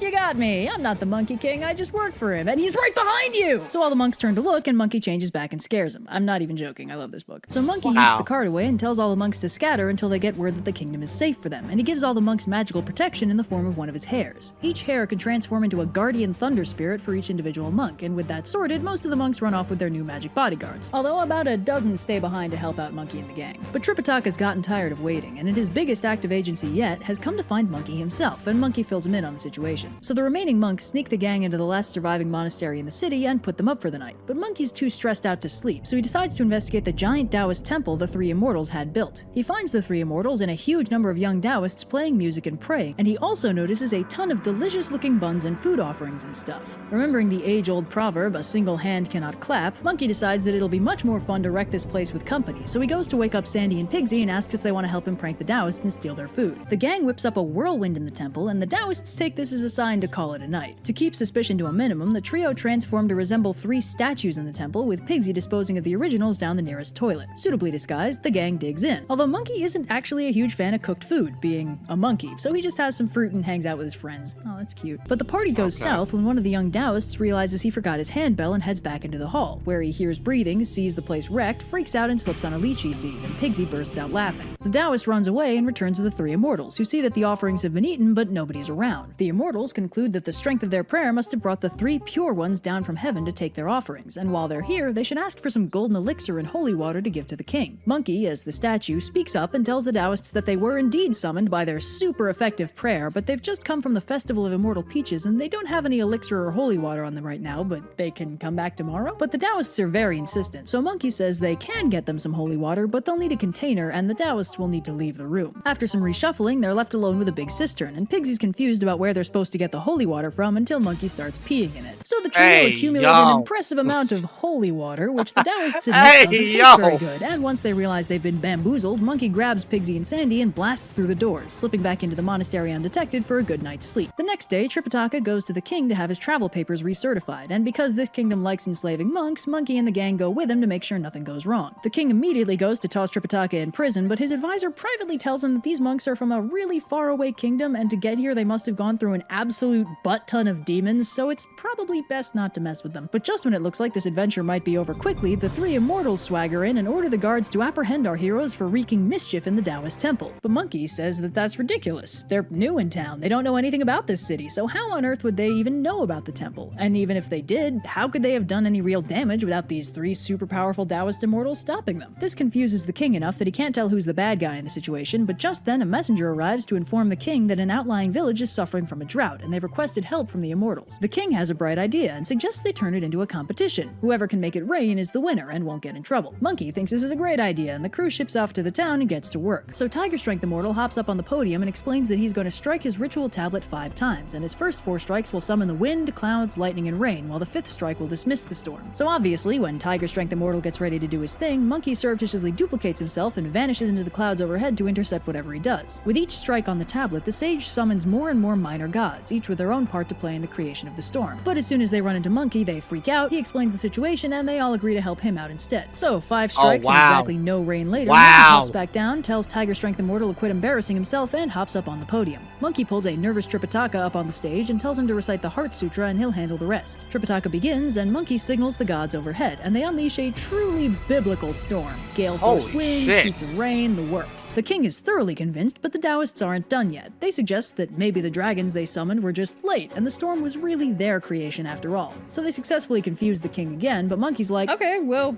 tell you what. I haven't dismissed the dragons yet, so they're all chilling invisible overhead. If you guys can command one of them to appear, you can take the win. If not, I'll get him to show up, and we take the win. The king has never seen a dragon before and is very excited, and sure enough, the Taoists can't compel any of the dragons to show themselves, where it just takes a stern look from Monkey to get all 4 of them strutting their celestial stuff. But the Taoists aren't willing to give up so easily, and they convince the king to let them do one more competition to determine who's actually cool. This one, a meditation contest, where each participant will fly to the top of a tower and then meditate for a predetermined amount of time. This is actually a problem. Monkey can do a lot of things, but sitting still is not one of them. But Tripitaka can. During his monk training, he recalls meditating for years at a time, so this competition should be a snap for him. Monkey flies him up disguised as a cloud, and Tripitaka and the Goat Strength Immortal begin their meditation competition. But the Deer Strength Immortal decides to cheat to help out his fellow Taoist, and summons a bedbug to bite Tripitaka. Monkey notices Tripitaka's distress and flies up to investigate, removes the bug, gives Tripitaka a couple scritches, then turns himself into a centipede and bites Goat Strength Immortal on the face. Goat Strength Immortal flings himself off the tower in surprise, and Tripitaka wins. But if you thought the Immortals were gonna gracefully lose, think again. They have one more challenge for the crew. This one, for God's sake! They ask the king to put some precious trinket in a sealed lacquer box and have them take turns trying to predict what it is. The king agrees and has his wife put some fancy clothes in the box, but Monkey turns into a tiny bug, sneaks into the box to take a peek, and transforms the clothes into really ratty bad clothes. The Taoists guess the fancy clothes, but with Monkey's guidance, Tripitaka guesses terrible clothes, and the king is just as shocked as the Taoists are to see that Tripitaka is right. They try a few more times, but Monkey just keeps faking them out, and finally in frustration, the Immortals demand one final competition. See, they're not called Immortals for nothing. They all know how to survive having their heads cut off, their hearts removed, or being boiled in oil. So if the Buddhists can survive— What kind of competition is that? What? Okay. that, they'll accept the loss. Monkey is absolutely stoked at the opportunity to show off how indestructible he is, so he accepts the competition and demands to go first. The king has an execution site prepared, so they tie Monkey up and cut off his head. But there's no blood, and Monkey yells for his head to return. The Deer Immortal freaks out and orders 2 servant spirits to hold down the head and keep it from returning. Monkey tries 2 more times with no luck, so instead he hops up, breaks all the ropes, and grows a new head. The king is so impressed, he offers to give them their papers right now, but Monkey says he got his head cut off, so it's only fair the Immortals do so too. So Tiger Strength Immortal gets his head cut off, but when he calls for it to return, Monkey turns one of his hairs into a dog, which runs off with the head and drops it into the moat. Unable to simply grow a new head like Monkey, Tiger Strength Immortal dies and reverts to his true form, which is a yellow tiger. Not the biggest twist, I guess? Deer Strength Immortal is outraged and demands he try the heart removal thing. Monkey's excited because he's had a mild stomachache and was hoping for the opportunity to clean out his spleen a little bit. One very graphic disembowelment later, Monkey's totally fine, but when the Deer Strength Immortal tries the same thing, Monkey turns one of his hairs into an eagle to straight up Prometheus this dude. Deer Strength Immortal dies for real and turns into a white deer. Starting to sense a pattern here. So the final immortal, Goat Strength Immortal, demands the boiled in oil thing, which Monkey is also enthused for, claiming his skin's been kind of dry lately, and an oil bath is just what he needs. So Monkey swims around in the boiling oil all happy-like, but when he sees Pigsy whispering something to Sandy, he thinks maybe he's laughing at him and decides to prank him back. So he turns into a tack, apparently disappearing, and they instantly declare him dead and capture his companions. Tripitaka asks for a moment to grieve his lost disciple and gives him a very sweet eulogy, calling Monkey gallant and wishing him peace. Pigsy ruins the moment by calling him an ignorant, deep-fried Pima Wen, and Monkey is so pissed he turns back just to yell at him. The arresting officer freaks out and says he must be a ghost because otherwise he'd have made a false report by declaring him dead, and Monkey is so offended that he hauls himself out, dries himself off, gets all dressed up, and kills that guy for insinuating he might be dead. The king is all set to give him their papers and let him go, but Monkey insists the goat immortal take his turn in the tub. So he does, but Monkey is suspicious and tests the oil, finding it very cool to the touch. Monkey reasons a cold dragon must be keeping the fire from heating the oil and contacts the Northern Dragon King about it. The Dragon King has the errant cold dragon arrested, and without that, the oil is, well, boiling. Goat Immortal dies and turns into a goat. The king is all sad about all his immortals dying, but Monkey reminds him that they were all demons in disguise, not really human, and they were probably plotting to take over his kingdom or kill him or something. Yeah, they the king were. is relieved, reverses his policy on Buddhism, and gives the gang their travel papers. Jesus. So after that lengthy detour, they're all set to continue along their journey to the west. They've traveled far and done great things, but there's still a long way to go. What new trials await them on their arduous adventure? Find out next time on Journey to the West. Last time on Journey to the West, Tripitaka was once again abducted by a devious river-dwelling demon who was revealed to be the truant nephew of Ao Shun, the Dragon King of the West. With the help of the noble Prince Moang, the demon was defeated and our heroes continued westward, only to find themselves fugitives in a Buddhist enslaving kingdom ruled by 3 powerful demons in the guise of Taoist immortals. With Monkey's help, Tripitaka passed their numerous tests and won over the fickle-minded king, and with the demons defeated, our heroes were free to continue their journey to the West. So our heroes are trekking westward when their way is barred by... Let me just spin this wheel real quick.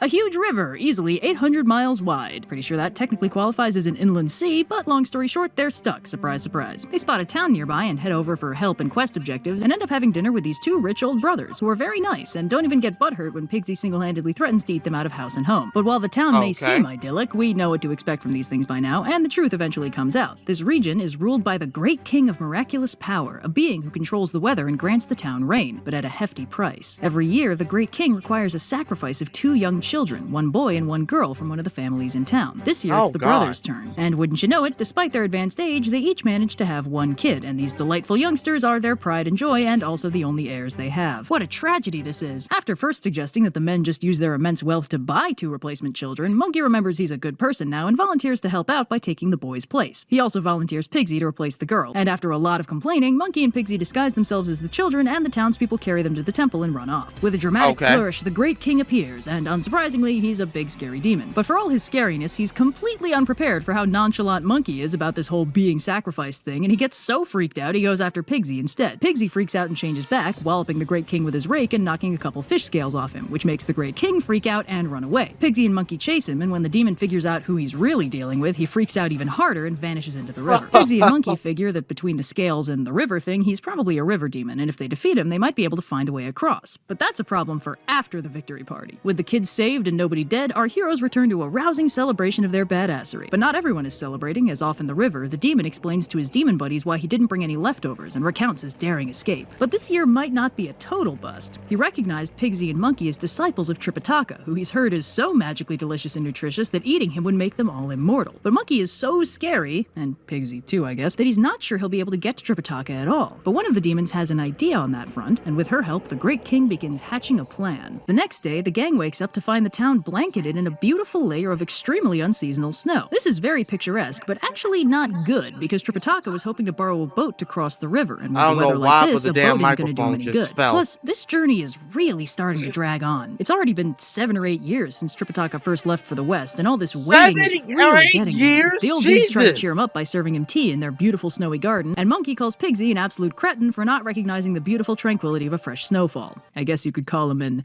uncultured swine. Yeah. But as they spend a beautiful afternoon drinking in the wonders of nature and also a bunch of tea, someone passing by outside loudly mentions that the cold snap has frozen the river solid, and that people are starting to actually walk across it to start their seasonal trade with the Western Kingdom of Women, an empire of only women that lives on the other side. Well, if the river's actually frozen all the way through, then they can just walk across, no need for a boat or a demon fight. So after first weatherproofing the horse and a few lessons from Pigsy in safe ice traversal, our heroes set out along the frozen river to continue their journey westward. Or at least that's the plan. The demon smashes through the ice, and everyone but Monkey falls into the water. Pigsy and Sandy manage to retrieve the horse and their luggage, but Tripitaka's nowhere to be found, and with no better ideas, the gang trudges back to town to regroup and think of a plan. Monkey is certain that Tripitaka is still alive, so he tells the old men to take care of their horse and dry out their things, while he, Sandy, and Pigsy figure out how to get Tripitaka back. Unfortunately, Monkey is still no good underwater, so Pigsy carries him as they swim down to investigate. They find a massive underwater palace, and Monkey turns into a shrimp and sneaks in, finding Tripitaka alive and well, but stuck in a box, very unhappy to be stuck in a box, and lamenting his frankly terrible luck with rivers. Monkey scoots back out and suggests Sandy and Pigsy try to provoke the demon and lure him out of the water so Monkey can finish him off. You know, that strategy they've tried twice that has literally never worked. But you never know, maybe the third time's the charm. So Monkey pops back to the surface while Sandy and Pigsy see about luring the demon out to play. But this time, the demon is actually prepared for a fight and brings out a very impressive looking mace. He and Pigsy brag about their respective weapons for a while until Sandy gets bored and attacks. They have a pretty sweet fight, and after a few rounds, Pigsy fakes defeat and runs for the surface. And when the demon follows, Monkey ambushes him, just as planned.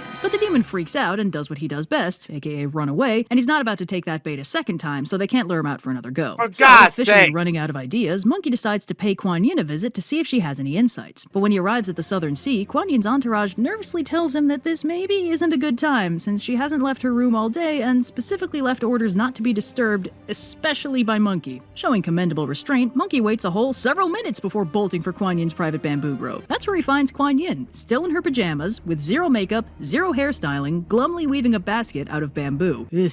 That's a mood. Monkey has no idea what's going on, but he knows a bad day when he sees one, so he immediately backpedals and humbly begs Kuan Yin for help in rescuing Tripitaka. Kuan Yin tells him to wait outside, and this time Monkey actually listens. Nobody in her entourage is entirely sure what's going on with her, but they can all tell that she seems really down and won't talk to anyone. Soon enough, Kuan Yin emerges with a completed basket, tells Monkey to follow her, and blasts off without even getting dressed. They arrive at the river, and Monkey tries to explain what's happening to the others, except since he doesn't actually know what's happening, he doesn't have much luck. Kuan Yin floats out over the river, drops her basket in the water, recites a spell, and then retrieves the basket, which now contains exactly one very confused goldfish. Then she tells Monkey to go save Tripitaka. But what about the demon? Everyone say hello. So yeah, it turns out Wow. the demon was actually Kuan Yin's beloved pet goldfish, which got powered up by listening to her lectures and decided to turn into a demon and start eating kids. She was very upset when she realized he was missing and dove straight into finding a way to get him back, which is why she was so unput together today.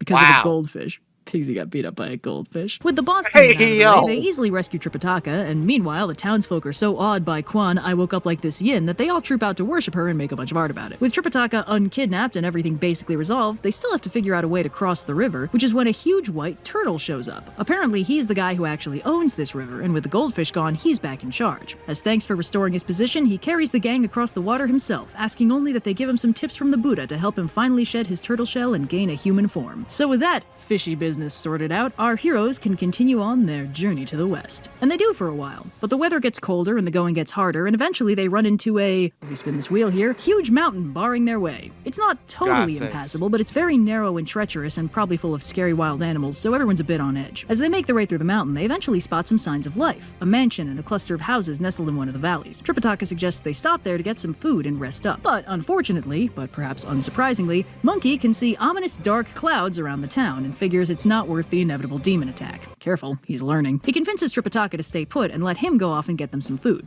Then he stops, comes back, draws a circle around Tripitaka with his staff, and tells him not to step outside it. The circle will act as a ward and keep him safe from everything in the area as long as he doesn't leave it. Tripitaka promises not to, and Monkey blasts off to find some food. But while Monkey's pursuit of munchies inevitably gets him into his normal level of shenaniganery, Pigsy, who else, gets cold and bored and starts trying to convince Tripitaka to leave. After all, how can a circle drawn on the ground protect them from anything? That's just silly. Plus, Monkey's is really fast, so it shouldn't be a problem for him to catch up to them, and moving around will help them keep warm. Tripitaka is Oh, convinced, God. and they leave the circle and make a beeline for the spooky, ominous mansion. Pigsy heads inside to look around and finds the whole space deserted except for a very large skeleton in an upper room and 3 very shiny, warm vests. Pigsy grabs the vests and reports back, and Tripitaka is mortified that he desecrated a grave, but Pigsy reasons the dead guy's not about to complain, and he and Sandy put him on, which turns out to be a bad idea, as the vests are enchanted and immediately tie them up. What? A trap? I can't believe it. So, unsurprisingly, this region is ruled by a demon, specifically the old and powerful single-horned rhinoceros king, and this whole place is a trap he set up. He has his minions cart the gang over to his cave and demands an explanation from Tripitaka, who apologizes for his disciples' rudeness and asks that they please be allowed to continue along their journey. But the demon's not exactly in the negotiating mood, since he knows if he eats Tripitaka, he'll regain his youth. But Pigsy brags that Tripitaka's absent disciple is none other than the Monkey King, which does make the demon hesitate, so he puts them in cold storage while he figures out what to do about Monkey. Speaking of whom, Monkey finds the circle empty, the suspicious demony town gone, and the gang nowhere to be found. What a surprise. He follows the horse hoof prints for several miles without finding anybody, and is starting to get seriously disheartened when a couple of travelers tell him that they saw his companions getting kidnapped by a very powerful local demon. Monkey's about to run off to find him when the travelers reveal that they're actually the local mountain gods and ask him to leave the bowl of rice with them for safekeeping. Monkey is pretty pissed they disguised themselves, but they point out that he is pretty dangerous to deal with on a bad day, which he acknowledges is fair. He's becoming self-aware. So Monkey starts searching for the inevitable demon cave and eventually spots a set of double doors in the mountainside guarded by a bunch of imps. He lands, knocks on the door, and orders the demon to come out and face him. Now the demon is actually stoked about this because he's been craving a worthy opponent ever since he first descended to Earth. His imps bring him his lance and he goes to confront Monkey. They banter for a bit. The demon accuses Tripitaka of stealing from him, Monkey insists that Tripitaka is way too much of a weenie to do something like that, and they fight. It's an epic battle and they're just about evenly matched, and the demon compliments Monkey's strength from his infamous rampage through heaven. But clearly the demon is not actually that interested in fighting fair, since he sends his army of imps to attack Monkey, who responds by tossing his staff in the air and magically multiplying it to bombard them all at once. But it turns out this is what the demon was waiting for. He pulls out a white jade ring and throws it into the air. The copies all shoot back into one staff, which then gets sucked into the ring and disappears. Now completely disarmed, Monkey's at a serious disadvantage and has no choice but to run. The demon returns to his cave in triumph, and Monkey, in a bit of a daze, tries to figure out what to do next. But Monkey snaps out of the funk when he remembers the demon mentioned witnessing his rampage through heaven, meaning he was there. So he must have originally been a celestial spirit. Since it's always good to know your enemy, Monkey jets up to heaven to politely ask if anyone up there can help him figure out who the demon is. He is a lot nicer when he doesn't have his staff. The Jade Emperor sets up an internal investigation, but can't find anyone missing, so he offers to send some gods to help Monkey fight the demon. Monkey's like, oh man, I mean, sick offer, but like, I kind of kicked all your asses 500 years ago. I don't know if you forgot, but like, so if I couldn't do anything, I don't really know if any of you could.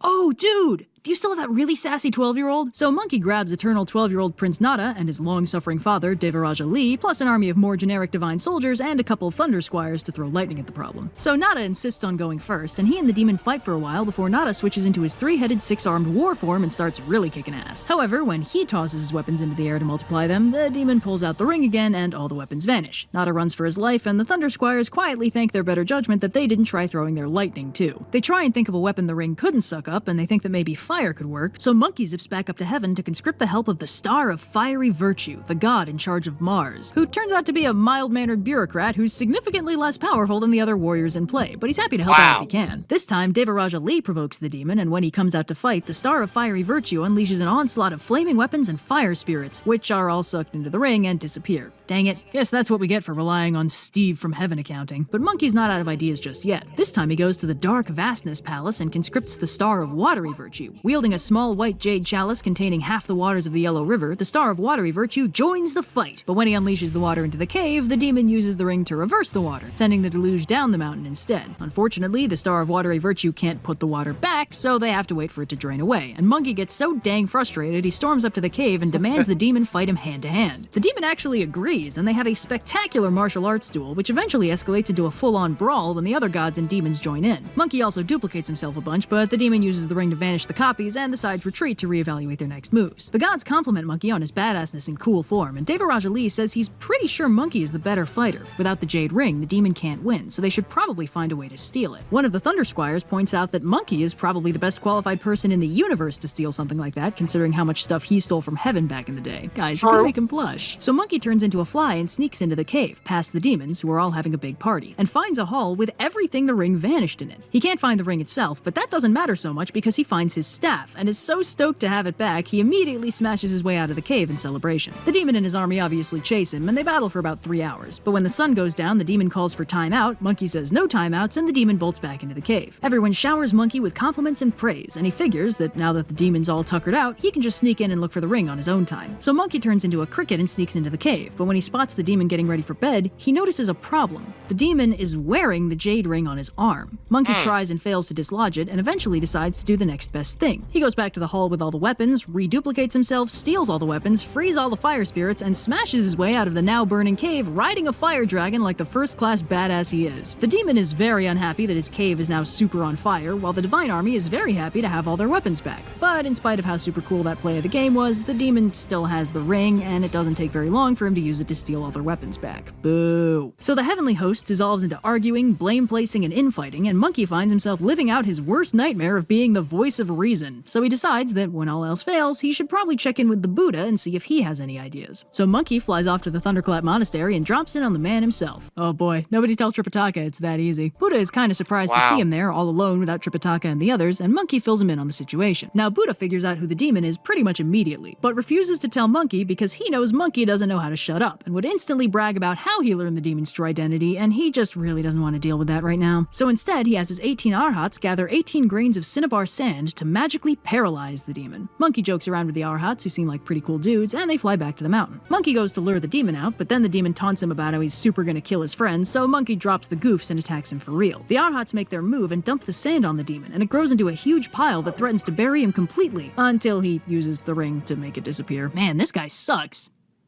Get it? Look, if I'd thought of it earlier, I would have said it earlier. But two of the Arhats tell Monkey that Buddha secretly told them that if the sand didn't work, Monkey should go and ask Lao Tzu for help. Monkey's cranky they couldn't just tell him that in the first place, but you know how Buddha does, so he jets off to go bother Lao Tzu. But as he's filling him in on the situation, he noticed something's missing from Lao Tzu's lab. His green buffalo is conspicuously absent.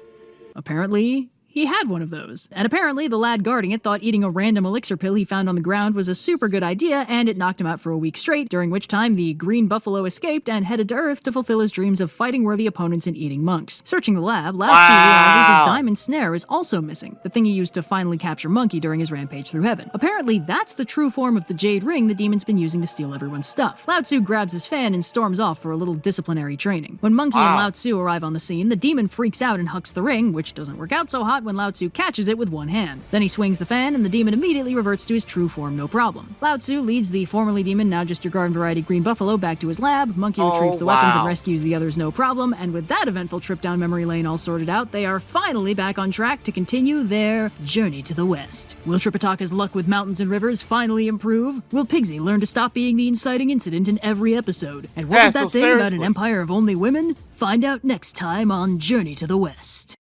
Last time on Journey to the West. Hold on, how much we got now? How much we got now? Oh, just like 2 more left.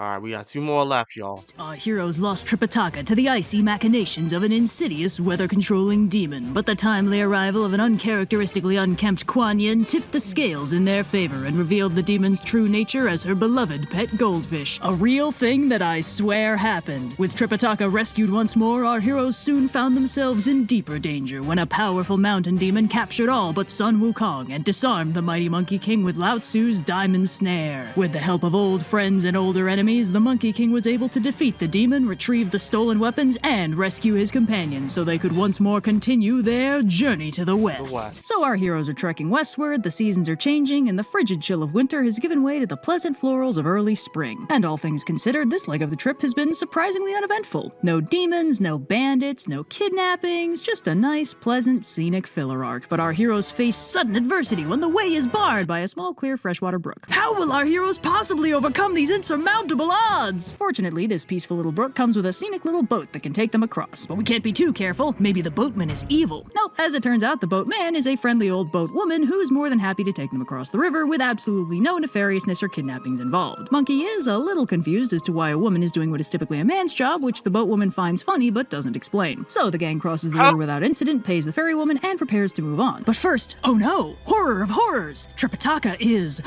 thirsty. So he has Pigsy get some of that tasty river water for him. Now, PSA, drinking river water is typically a bad idea since untreated water can make you sick. And sure enough, within a few minutes, Tripitaka and Pigsy both start feeling pretty lousy. The gang spot a village in the distance and hoof it over there to look for help, and Monkey flags down an old lady to ask her for medicine for his river water drinking buddies and their sore tum-tums. Unexpectedly, the old lady's like, hold on. Your men drank the river water. From that river? Yes? And they're both men. Last time I checked. Ooh, the girls are gonna love this. Instead of helping, a whole crowd of women forms to spectate Tripitaka and Pigsy's strange affliction, all of whom seem to find this situation utterly hilarious. Monkey's usually a big fan of schadenfreude and shenanigans, but even he's got his limits, and he grabs the old lady and demands an explanation. The old woman tells him that the boys have arrived at the outskirts of the Western Kingdom of Women, an entire empire populated solely by women. Women do all the jobs, fill every social and political role, they're ruled by an empress instead of an emperor, and because there are no men, when a woman wants to have a child, she doesn't go about this the traditional way. Instead, she drinks from the Child and Mother Stream, a magical river that makes anyone who drinks from it pregnant, and where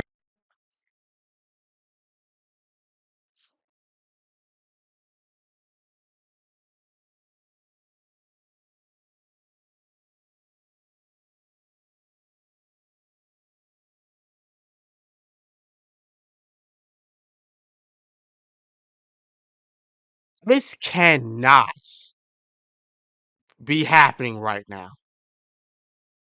This cannot be happening right. Are you?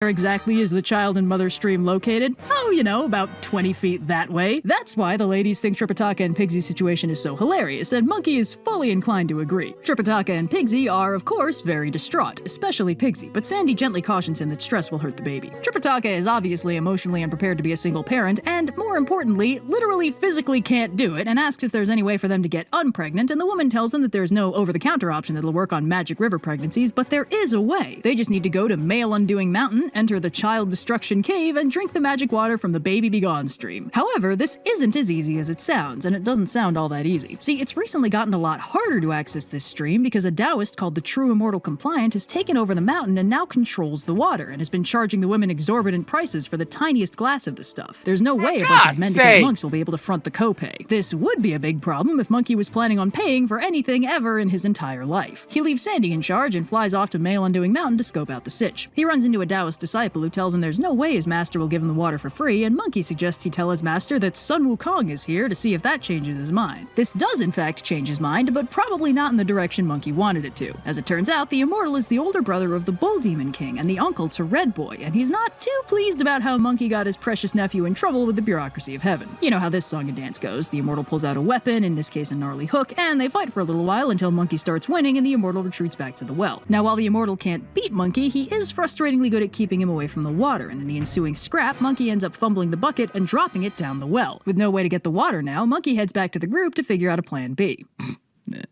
Okay, so Monkey's new plan is that he'll distract the Immortal while Sandy goes and gets the water. This plan does require leaving Tripitaka and Pigsy in the care of the old woman and her family, but she's pretty cool about it and promises not to hurt them. Monkey's like, look, no offense intended, but I kind of don't think you're capable of hurting literally any of us. And she's like, oh, is that how you think this place works? Listen, son, you're all just lucky we're all too old to be interested in men anymore. If the young ladies around here had found you, you'd be having a much harder time going anywhere. With that tasty little bit of foreshadowing dropped, Monkey and Sandy head back to the mountain, and Monkey taunts the Immortal to lure him out. The disciple hypes the Immortal up and tells him Monkey doesn't stand a chance of beating him, and with that optimistic forecast ringing in his ears, the Immortal goes out to fight. While Monkey keeps him busy, Sandy heads for the well with a brand new bucket, and when the disciple tries to block the way, Sandy breaks his arm. Hey, it was the nicer option than killing him.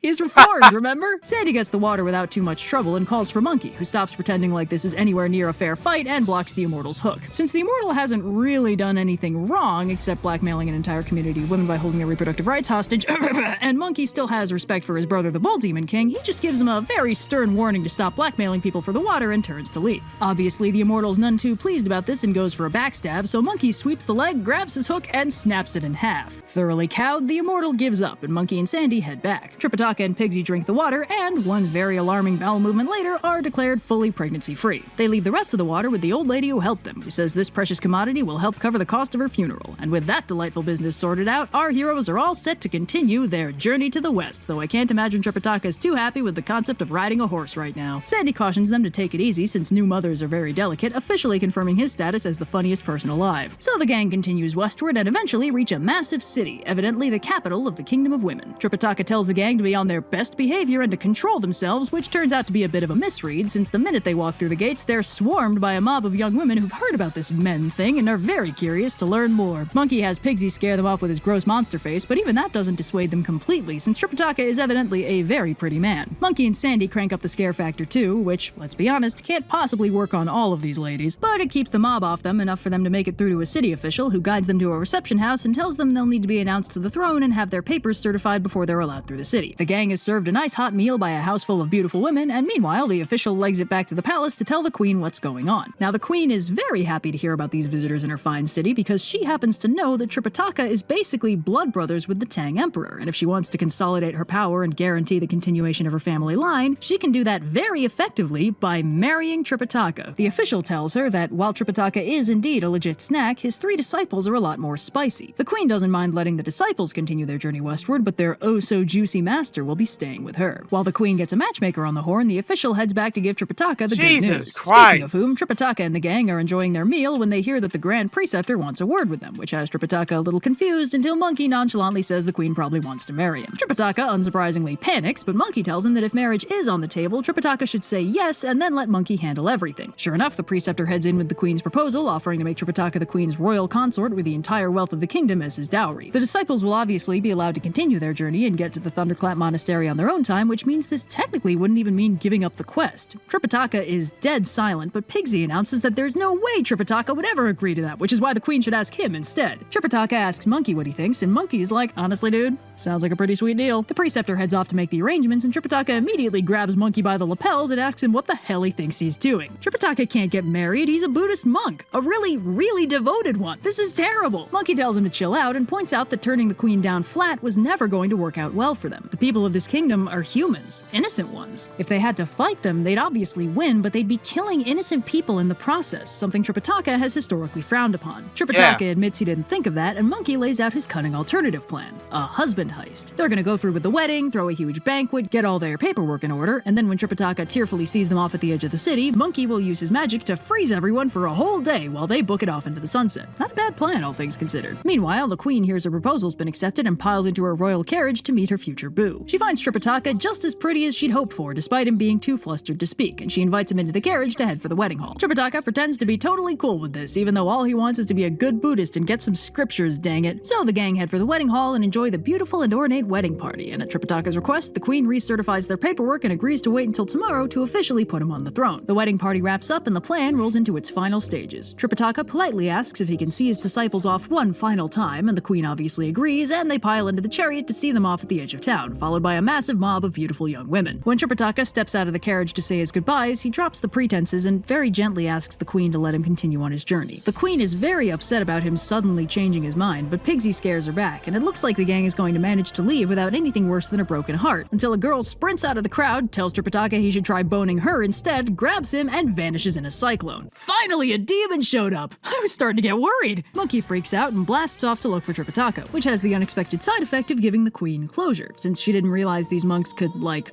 fly and stuff. Her officials conclude that Tripitaka and his disciples were so dang Buddhist that her marriage scheme was never going to break his iron will, and the queen and her court head back to the palace, dejected but recovering. And meanwhile, the gang chase the cyclone until it disappears into a standard issue demon mountain lair. Pigsy wants to kick in the door, but Monkey wants to scout first to make sure it's the right door, so he turns into a bee and sneaks in. He finds a surprisingly beautiful flower field with a female demon chilling in it, attended by young women serving her a pleasant meal of red bean buns and also human flesh buns. The attendants also bring in Tripitaka, and the demoness pleasantly offers offers him a bun. Tripitaka is very aware that this situation is a lot more dangerous than his last unwilling marriage, so he plays it safe and politely turns down the human bun on the grounds that he's vegetarian, but accepts the red bean bun and makes polite conversation while he waits for the gang to come rescue him. The demoness makes some very inappropriate jokes that Tripitaka is too much of a soft boy to get, but Monkey is infuriated by her lascivious puns and attacks. The attendants bundle Tripitaka away while the demoness whips out a trident and clashes with Monkey. The battle ends up taking them straight out the door and down the mountain, at which point Sandy and Pigsy both join in, which unexpectedly does not help, as the demoness whips out 2 more tridents and boasts that while Monkey might not recognize her, the Buddha himself knows and fears her. With that, she jumps into the air and stabs down with something Monkey can't quite make out because he's a little too distracted by the horrible blinding pain. With Monkey incapacitated, the fight turns very quickly, and the gang books it while the demoness heads back into the mountain for the night. Monkey has no idea what she hit him with that could have actually hurt him because his skull turned indestructible about 3 immortalities ago, but whatever it was, he's in no position to fight, so they rest for the night and hope they can figure something out in the morning. Meanwhile, the demoness sets her sights on seducing Tripitaka, which, as previously established, is a losing battle even in ideal circumstances. Tripitaka politely but firmly turns her down for hours before she snaps and has her minions tie him up and get him out of her sight. The next morning, Monkey's feeling way better, so he sneaks into the cave to see how Tripitaka's doing, finding him very disgruntled but thoroughly unboned. Tripitaka accidentally wakes up the demoness by loudly declaring that Monkey needs to rescue him right this minute because he's totally uninterested in boning anyone and the only thing he cares about is getting those scriptures. That means it's about fight o'clock, so Monkey zips out of the cave and Pigsy smashes the door in. They fight for a while before the demoness whacks Pigsy in the face with that mysterious weapon and puts him out of commission. She heads back inside to stew while Monkey and Sandy try to figure out their next move. They're not having that much luck fighting the demon because they're really not even sure what she is. But luckily, Monkey spots an unassuming old lady nearby who's positively radiant with auspicious light and realizes Kuan Yin must have gotten impatient and come by to see what the holdup was. Kuan Yin reveals herself and explains that the demoness is actually a scorpion. The tridents she uses are her claws, and the mysterious weapon that keeps taking them out is her stinger tail, loaded with a seriously potent poison. She used to listen in on Buddha's lectures until one day she got snippy, stung his hand, and ran, hence why even the Buddha fears her. Kuan Yin also says she can't help them directly, but she knows who can, and points Monkey in the direction of Star-Lord Mao, the spirit of one of the 28 lunar mansions corresponding to the Pleiades. Kuan Yin pieces out, and Monkey zips up to heaven to track down Star-Lord Mao, bouncing around a bit before he eventually finds him. Monkey explains the situation, and Star-Lord Mao declares there's no time to waste on pleasantries, and they book it back to the mountain. Star-Lord Mao magically cures the lingering effects of the scorpion demon's poison, so Monkey and Pigsy are back in fighting form and smash down the door again to lure out the demoness, which is when Star-Lord Mao reveals his true form in all his divine glory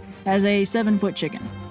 Huh. Star-Lord Mao, now a chicken, crows twice, transforming the demoness back to her true scorpion form and paralyzing her, which lets Pigsy kill her without too much trouble. Star-Lord Mao beams back up to heaven and the gang traipse into the cave to rescue Tripitaka, and the demon's attendants, who it turns out were all kidnapped girls from the Kingdom of Women. They return the kidnapped women to their homes before getting back on the road and setting off once more on their journey to the west. Our heroes have overcome another obstacle, but the way is only getting more treacherous. Will the Monkey King's strength be enough to protect Tripitaka from what lies ahead? Find out next time on Journey to the West.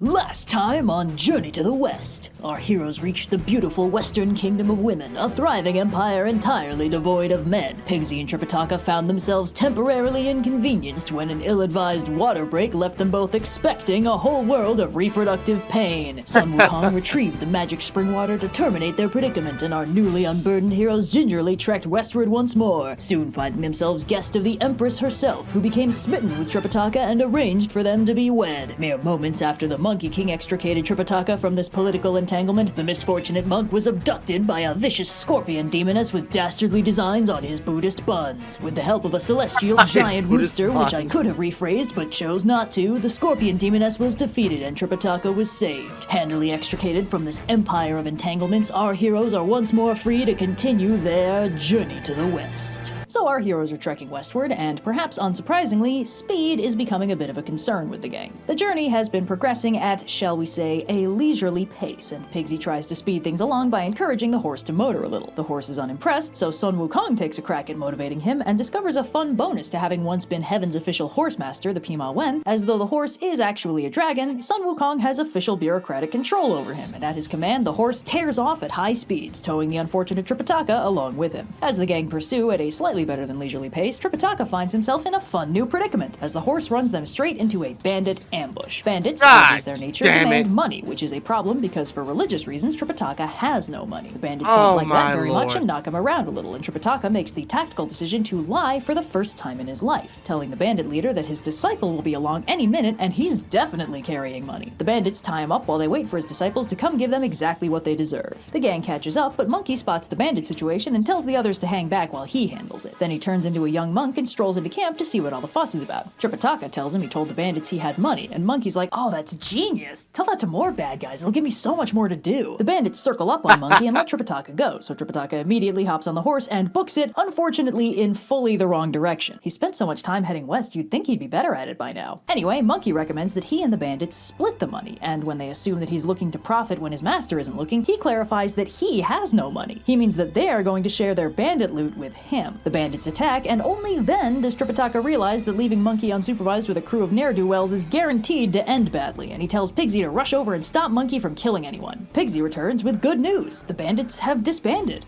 From a certain point of view, on account of how they can't be bandits if they're not alive anymore. Sure enough, Monkey has killed 2 of them, and the rest of the bandits have run off in terror. Tripitaka is very unhappy about this and insists on giving proper funeral rites for the dead bandits, and as he prays over their graves, he asks them to lay the blame for their deaths solely on the one guy responsible and not any of that guy's innocent friends, which Monkey thinks is very funny because he only killed those bandits for Tripitaka, and if he didn't need to protect this hapless monk so much, they'd still be alive. He knocks on their graves and tells the dead bandits to complain to whatever gods they want, because he's on a first-name basis with all of them, and most of them are terrified of him, so good luck getting an impartial judge to arbitrate that grievance. Tripitaka's pretty thoroughly seething at this point, and nobody's I don't happy when they understand bunker why down for you the night did in a that to nearby yourself, village. buddy. Tripitaka asks a friendly old man for shelter and asks him to please ignore his absolutely terrifying disciples, and after a little hesitation, the old man and his family agree that it's probably okay to take them in for the night. The old man and his wife tell the gang that their family is a little bit splintered at the moment. The kid and the woman staying with them are actually their grandchild and daughter-in-law respectively, and the kid's father, their son, is a tragically misguided soul who lost his way and took to banditry. Some very awkward tea-sipping ensues until Monkey cheerfully volunteers to kill him for them, but sadly that elegant solution is vetoed because the old man doesn't want to lose his only son. And fortunately, it's not too late because their son was luckily not one of the 2 bandits that Monkey already flattened. Unfortunately, thank God. he leads the rest of the still kind of panicking bandits straight to the old man's house, and upon spotting the horse outside, realizes their enemies are literally right where they want him. The bandits make some plans to kill the gang in their sleep, but first they settle in for a hearty dinner, the 3rd most important meal of the day after breakfast and revenge. The old man takes the opportunity to sneak away and warn our heroes, so they quickly bundle everything up and sneak out the back. When the bandits realize they've slipped away, they pursue, catching up with the gang around sunrise, much to Tripitaka's dismay. Monkey's like, "Hey, don't worry, boss, I'll take care of this." Non-lethally, right? Non-lethally, right? Oh, can't hear you, bye! So Sun Wukong does what he does best. Incredible violence. He just kind of kills most of them, has one of the survivors identify the old man's son among the bodies, and decides the optimal move is to behead the body to show Tripitaka, because I guess he thought that was a good idea? Obviously, Tripitaka is incredibly upset about this and recites the migraine spell while Pigsy buries the bandits. When Tripitaka finally stops, he tells Monkey he's done with him. He's just done too many flagrant, unrepentant murders for Tripitaka to be cool with keeping him on as a disciple anymore. Monkey begs him to reconsider, but he threatens to do the headache spell again, and taking the hint, Monkey flies away. He floats around aimlessly for a little while, considering his options. He doesn't really want to deal with immortals, gods, or dragon kings, and the monkeys at Flower Fruit Mountain will probably just laugh at him. In a way, he really doesn't fit in anywhere. Which is when he remembers that whenever there's trouble, he can always just go to Kuan Yin, so he does. He zips over to the Great Southern Ocean, says hi to Moksha, and has a little good-natured sniping with the now-reformed Red Boy. They lead him to Kuan Yin, who asks him to tell her what's wrong and to please stop crying. Monkey tearfully explains the situation and how all he wants to do is help Tripitaka complete his journey and achieve enlightenment for both of them. Kuan Yin points out that Monkey had a lot of options for dealing with those bandits that weren't full-on murder, and he agrees that he was wrong, but he should have been given a chance to do better rather than just being fully exiled for his mistake. He plans to go to the Buddha to ask him to remove the golden circlet that binds him to Tripitaka's quest, but before he can, Kuan Yin takes a quick peek into Tripitaka's future and tells Monkey that Tripitaka will be in great danger soon. What else is new? And he'll need Monkey's help to get out of it, at which point they'll reconcile and be able to move on with the journey to the west. Realizing he's not quite out of the story just yet, Monkey settles in and starts demolishing Kuan Yin's Ben & Jerry's supply. Meanwhile, Tripitaka, Sandy, Pigsy, and the horse are continuing westward, but Tripitaka's getting a little hungry and asks Pigsy to go find him some food. Unfortunately, they're in the middle of absolutely nowhere, so Pigsy flies pretty far afield and takes so long that Tripitaka composes a whole poem about how thirsty he is, which I'm told is a common problem after a bad breakup. Sandy follows Pigsy to hurry him up, and as Tripitaka is left sad and alone, suddenly, who should appear but Sun Wukong with a porcelain cup of ice-cold water. He offers offers Tripitaka the water, but Tripitaka absolutely refuses, denying that he could ever need his help. Sun Wukong says there's no way they'll reach the Western Heaven without him, but when Tripitaka tells him to get stuffed, Sun Wukong smashes the cup, whacks Tripitaka, steals their luggage, and flies away. When Sandy and Pigsy return with some borrowed food and water, they actually think he's dead, but as Sandy tearfully cradles his body, he realizes he's just been knocked out. Tripitaka recovers and tells them that Monkey attacked him and stole their stuff. They bring him to the house they got the food from so he can recover, and Pigsy's fully on the warpath and really wants to go after Monkey, but Tripitaka points out that Pigsy has never ever beaten Monkey, so it'd probably be better if Sandy went instead, and if he can't get Monkey to see reason, he should go straight to Kuan Yin. He's learning. So Sandy flies to Flower Fruit Mountain and finds Sun Wukong reading their travel script aloud to a bunch of monkeys. When he asks what exactly he's doing, Wukong acts like he doesn't recognize him and has his monkeys seize Sandy and drag him before him. Sandy tells him that Tripitaka was wrong to exile him, and he understands why he's angry, and if he's not willing to come back with him to rejoin the group, could he at least return all their stuff so that they can continue their journey? At that, Monkey laughs and tells him he didn't take their stuff out of revenge, he needs it for his own journey to the West. After all, he doesn't need Tripitaka, he never has. He could do this whole journey by himself, and when he's done, he'll be remembered forever without any of those other chumps hogging the spotlight. He's just been doing his homework first to make sure he knows what he's getting into. Sandy says that won't work. Tripitaka is the chosen scripture pilgrim, the reincarnation of Golden Cicada. Tripitaka has to be the one to deliver the scriptures. That's fine, says Monkey. I got my own. Sure enough, he presents identical copies of the rest of the group. Tripitaka, the horse, Pigsy, and Sandy. Enraged, This man is that much of a god that he can just make duplicate copies of anything he wants. He can, okay. Sun Wukong is by far the most amazing thing I've ever seen. He can teleport. He can fly. He can turn into different things. He can duplicate himself. He can make his duplicants turn into various things. His pole his weapon alone is invincible, and and the only thing that's kind of irritating about him is the fact that he's literally a god, so he doesn't understand that, like,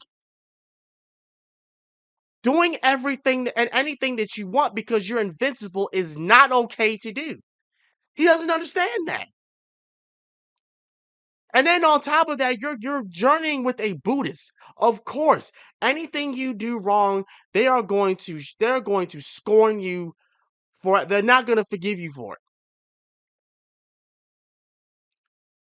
And it's crazy, but it's crazy uh uh uh on this Buddhist side because, like, he's not a human. He's a god. He's literally a stone monkey. He was born from a stone.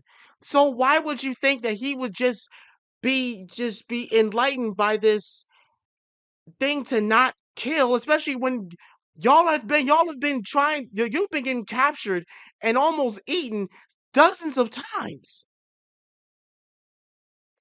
at the sight of his doppelganger, Sandy leaps out and kills it, revealing it to be an ordinary monkey magically transformed. Sun Wukong is enraged and orders his army of monkeys to attack, and Sandy fights his way out and zips off towards the Southern Ocean to get Kuan Yin's help. Sun Wukong, meanwhile, has the dead monkey fried up for dinner, picks a new monkey to be his copy Sandy, and goes back to teaching them everything they'll need to know about their journey to the West. Sandy touches down in the Southern Ocean, marveling briefly at its beauty before heading in to talk to Kuan Yin and to Sun Wukong, who's just chilling. Sandy attacks him in a rage, and Monkey dodges around, a little confused, and asks him to please enumerate his grievances before trying to kill him about it. Sandy pumps the brakes and tells Kuan Yin that after Monkey's bandit murder banishment, he attacked Tripitaka, stole their stuff, hijacked the entire premise of the plot, and attacked Sandy with an army of monkeys. Kuan Yin tells Sandy that that's impossible, because Sun Wukong has been with her this whole time. She's been keeping a close eye on him, and he hasn't done anything even close to that. Sandy knows what he saw, so Kuan Yin tells him to take Monkey with him back to Flower Fruit Mountain to see what's really going on. Sandy is understandably suspicious the whole trip and doesn't let Monkey out of his sight, but when they reach the mountain, sure enough, they see a second Sun Wukong, identical in every way to the first. Monkey is enraged at the impersonation and charges in, demanding to know who would dare steal his face, his home, and his army of monkeys. The two Sun Wukongs begin a spectacular battle, and while Sandy is now reassured that the Sun Wukong who attacked Tripitaka was not in fact his trusted friend and comrade, but this imposter, he now has the new problem that he can't tell which is which. Sun Wukong, or at least one of them, tells him to go tell Tripitaka what's going on, and he'll lead the fight back to Kuan Yin so she can tell which which one of them is real. As Sandy zips off, the monkeys continue to fight, shouting and insulting each other the whole time. Kuan Yin goes out to see what all the fuss is about, and Monkey, or at least one of them, tells her that Sandy's eyes weren't refined and enlightened enough to tell which of them was real, but surely she'll be able to unravel this puzzle no problem. Kuan Yin and all the bodhisattvas in attendance stare for a long time, evidently unwilling to be the first to admit that they have no idea which is which. Kuan Yin Holy has them shit. separated and tries the migraine spell, but it seems to affect both of them equally, and as soon as she stops, they start fighting again. Kuan Yin What? says maybe the celestial warriors he fought when he wreaked havoc in heaven will be able to tell them apart, so they fight their way up to heaven and fill the gods in on what's going on. But they have no luck either, and the Jade Emperor has them shoot out of the hall before they wreck the place, and the monkeys take their cartoon cloud of violence back down to Earth to go see Tripitaka. Speaking of whom, Sandy makes it back to the others and fills them in, and Tripitaka is very upset to learn he wrongly blamed Monkey for attacking him when in reality it was a demon in disguise. They hear a commotion outside and see the two monkeys still locked in a furious mirror match, and Pigsy, who's wanted nothing more than a chance to really deck Monkey in the face and sees this as an absolute win, immediately flies up to quote-unquote help. After trying the migraine spell one more time, which continues to not help, the monkeys go back to fighting and zip down to the underworld to see if King Yama can tell which is which. When they're gone, Tripitaka and Pigsy tell Sandy about Monkey's hidden cave in Flower Fruit Mountain, which Sandy didn't know about but is probably where their gear was hidden this whole time. Tripitaka tells Pigsy to go and get it while both monkeys are distracted, because imposter aside, Tripitaka is still angry at the real monkey and has no intention of taking him back as his disciple. Ice cold. Meanwhile, the monkeys fight their way into the underworld, absolutely panicking the ghosts, and head for the Ledger of the Dead, hoping that it'll be able to clarify things. Unfortunately, there's no entry for fake Monkey King, and the whole thing is a little screwy anyway on account of how Monkey himself sabotaged the ledger that one time, so all the documentation on monkeys worldwide is completely borked. However, there is actually an option. King Yama calls forth Di Ting, a monstrous dog-like being capable of telling true from false. Di Ting listens carefully and actually gets something. He says he knows the name of the false monkey, but he can't say it, and they can't help in capturing it. See, the problem is the identity may be false, but the power is real. The false monkey is actually as strong as the real one, and if he were revealed here, he might absolutely demolish the underworld in retribution. Di Ting says the Buddha can help, though, so the fight heads back to the surface and towards the Thunderclap Monastery, where they arrive just in time to serve as a good bad example in the Buddha's lecture on emptiness and understanding. The monkeys stop fighting, kneel, and explain the situation. Kuan Yin also rolls up to corroborate their story and explain that she couldn't tell them apart, and neither could all the gods in heaven and the underworld combined. The Buddha explains that the problem they're running into is that none of them know everything. He says that in the universe there are 5 kinds of immortals: celestial, earthbound, divine, human, and ghostly, and 5 kinds of creatures: short-haired, scaly, hairy, winged, and crawling. However, in the whole universe there are 4 spiritual primates that do not fall into any of these 10 categories. The first is good old Sun Wukong, the intelligent stone monkey who knows transformations, recognizes the seasons, discerns the advantages of Earth, and is able to alter the course of planets and stars. Then there's the red-buttocked baboon, with knowledge of yin and yang, an understanding of human affairs, and the ability to avoid death and lengthen its life. Then there's the long-armed gibbon, who can seize the sun and moon, shorten mountains, distinguish auspicious from inauspicious, and manipulate planets and stars. And finally, there's the 6-eared macaque, a nearly omniscient being with very sensitive hearing, knowledge of past and future, and comprehension of all things. With all this laid out, Buddha declares that the false monkey, who is clearly aware of distant events in order to maintain his disguise, must therefore be the 6-eared macaque. The macaque, now exposed, freaks out and tries to run, but he's quickly surrounded, and when he turns into a bee to try and escape, Buddha traps him under his golden alms bowl, revealing his true form. Sun Wukong, enraged at what the 6-eared macaque put him through, kills it, which upsets the Buddha, but Monkey points out he was guilty of assault and robbery anyway, and any court would have had him executed regardless, which I guess is better. Anyway, with the false monkey situation officially dealt with, the Buddha says it's time for Sun Wukong to return to Tripitaka, and while Wukong is convinced that he'll never take him back, Kuan Yin goes with him and very kindly informs Tripitaka that the Buddha himself says he was wrong to kick out Monkey, and if he actually wants to survive the journey, he'll focus on helping Monkey become a better Buddhist and disciple rather than just kicking him out at the first sign of trouble. Tripitaka takes the hint and accepts Monkey back into the gang, and with everyone filled in on the evil twin situation, the bad blood has officially been dealt with, and the gang can continue their journey to the west. That's the crazy. Heroic Monkey King has defeated his dark reflection, and our heroes, once shattered by mistrust and manipulation, now present a united front against whatever dangers they might face. But will that unity be enough? A burning mountain looms on the horizon, and beyond it a monstrous enemy that the Monkey King once called brother. Our heroes will face perils old and new next time on Journey to the West.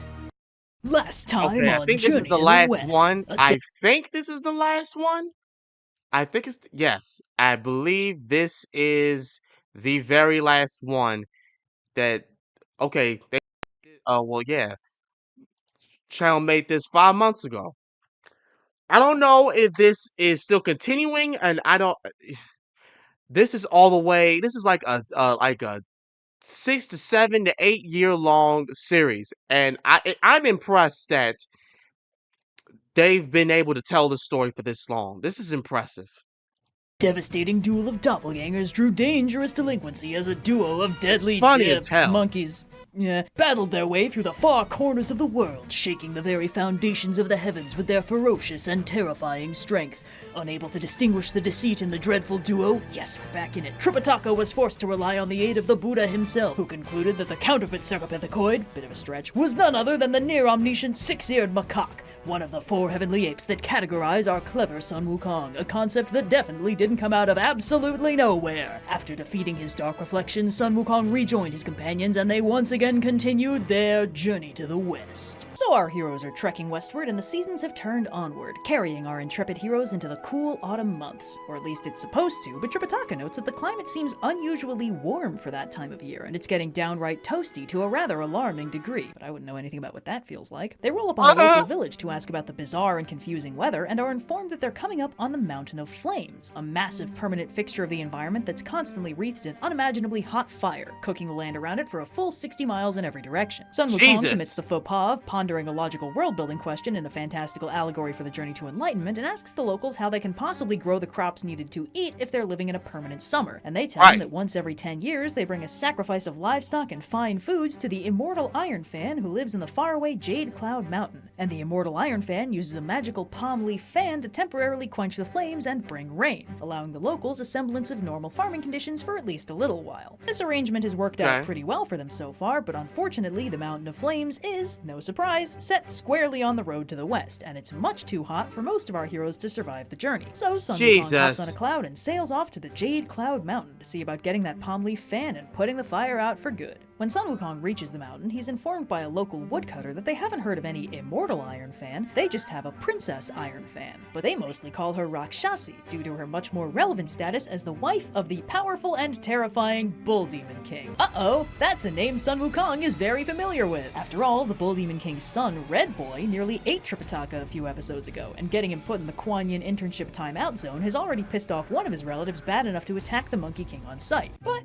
hey, maybe his parents aren't holding a grudge, right? Anything is possible. Yeah, so Sun Wukong reinvigorates his sense of sunny optimism and scoots off to the mountain cave to announce his presence. Unfortunately, when Princess Iron Fan learns her mountain has been graced by the legendary Sun Wukong, she flies into an immediate rage, armors up, and stalks out to face him. Sun initially plays dumb about the whole Red Boy debacle, but does point out that any hijinks he may or may not have done would have been heavily justified by how her baby boy tried to eat his master, and besides, Red Boy's Kuan Yin summer job has bumped him up in the world by granting him the true immortality of Buddhism. This incidental reminder that she can't visit him anymore tips Princess Iron Fan over the edge into true fury, and she attacks. Sun lets her get it out of her system by tanking a few hits, and when she realizes her swords aren't making a dent, they escalate into a furious battle that lasts all the way to sunset. And when Princess Iron Fan finally realizes she can't beat him, she pulls out the legendary fan itself, but instead of handing it over, she swings it, blowing Sun Wukong clear over the horizon and leaving her free to return to her cave and go to bed. Sun tumbles through the air all night, unable to get close enough to the ground to land until he manages to snag hold of a mountain peak. Once he rallies a little, he realizes he actually recognizes the mountain. It's where he fought a completely unrelated wind demon back in episode 3 with the help of the Bodhisattva Lingji. Seeing as he's in the neighborhood, he drops by Lingji's temple and explains the situation, and Lingji is very impressed that Sun managed to stop his flight after a mere 50,000 miles. The winds of the Divine Fan are supposed to blow the victim a full 84,000 miles before they're subjected to the sweet release of gravity once more. Fortunately for Sun Wukong, Lingji can actually help him out, since way back in the day, the Buddha gave him 2 treasures for dealing with wind-related threats. One is the flying dragon staff they already used to defeat the yellow wind demon, but the other is a small pill of wind-arresting elixir that hasn't been used yet. They sew it into Sun's collar for future use and send him on his way. Sun zips back to the cave and hammers on the door, which severely unnerves Princess Iron Fan, who gears up to fight him again. This time, however, the wind-arresting elixir makes Sun completely immune to the fan's wind, startling Princess Iron Fan so much that she bolts back into the cave and seals the doors. Having tried and failed the direct combat approach twice now, Sun decides to try the sneaky route and turns into a mole cricket, slides under the door, sees Princess Iron Fan's servants preparing her tea, and gets a very clever idea. Oh no, there's vor in this one. So Sun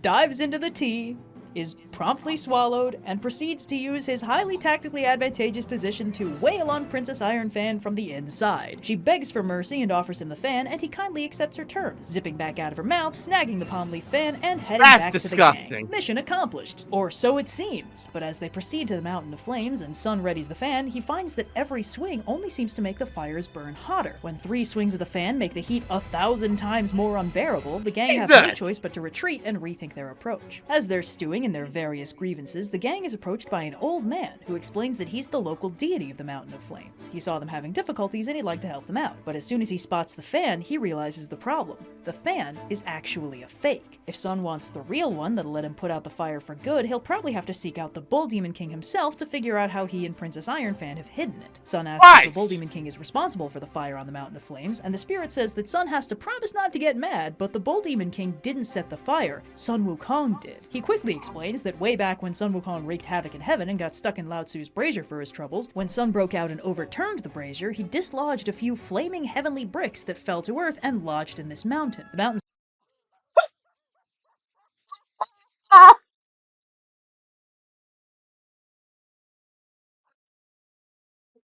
You know why I'm laughing?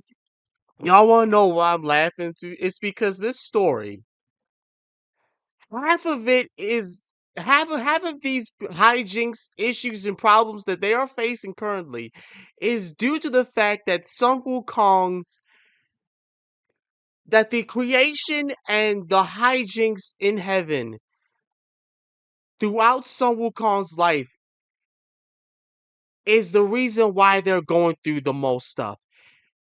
This is entirely because Sun Wukong has caused it. This is absolutely hilarious.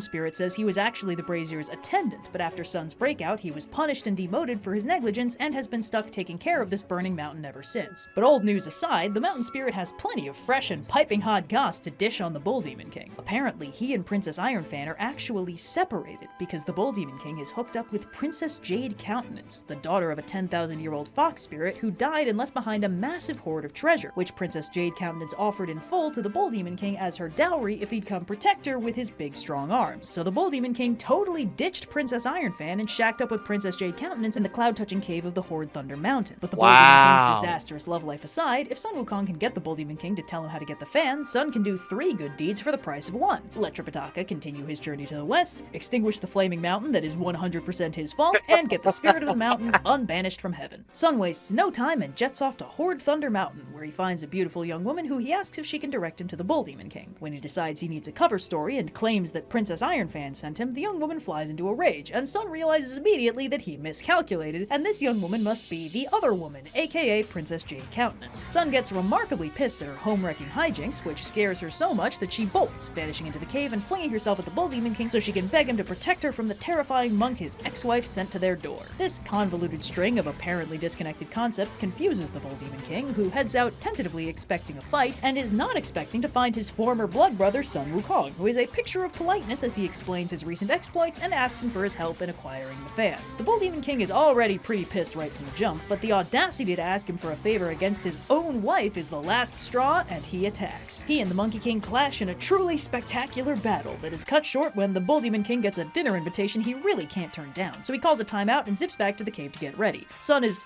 evidently too confused to stop him, but does decide to secretly follow him to the aforementioned dinner party to see if that gives him any leads. The Bull Demon King disappears into a mountain containing a deep lagoon, so Sun turns into a crab and scuttles down after him, where he finds a bubble containing a beautiful underwater coral palace full of all kinds of aquatic animals staffing a huge party for a bunch of dragon spirits, with the Bull Demon King as the special guest of honor. Unfortunately for Sun, the old dragon spirit has a sharp eye for interlopers and immediately notices the crab out of place, but Sun quickly concocts a cover story about how he's just a humble country crab who don't know nothing about their fancy palace ways, so he manages to escape the fate of crab flogging, but is still kicked out of the party, which is when he remembers he can shapeshift and decides to just steal the Bull Demon King's ride and pretend to be him. He flies back to Jade Cloud Mountain, perfectly disguised as the Bull Demon King, where he is of course greeted with the highest honors by Princess Ironfan, who very politely asks him what could have possessed him to leave his hot new concubine and return to her humble abode. Sun is like, well, you see, I've heard tell that the devilishly handsome Sun Wukong is on the hunt for the palm leaf fan. I just want to make sure you're keeping the treasure safe. You never know when he might strike. Princess Ironfan tells him that Sun Wukong has already struck, but not to worry, she fooled him with a fake and he'll never find the real one. Sun asks where she's keeping the real one, for security reasons, but Princess Ironfan has held off long enough and declares it's time to celebrate his long-awaited return by partying hard and flirting even harder, leaving Sun deeply uncomfortable as he quickly processes the ramifications of doing his espionage in the form of this woman's husband. He finally gets her back on track on the where exactly is the fan question, and she responds by spitting This man. This man fucked his wife.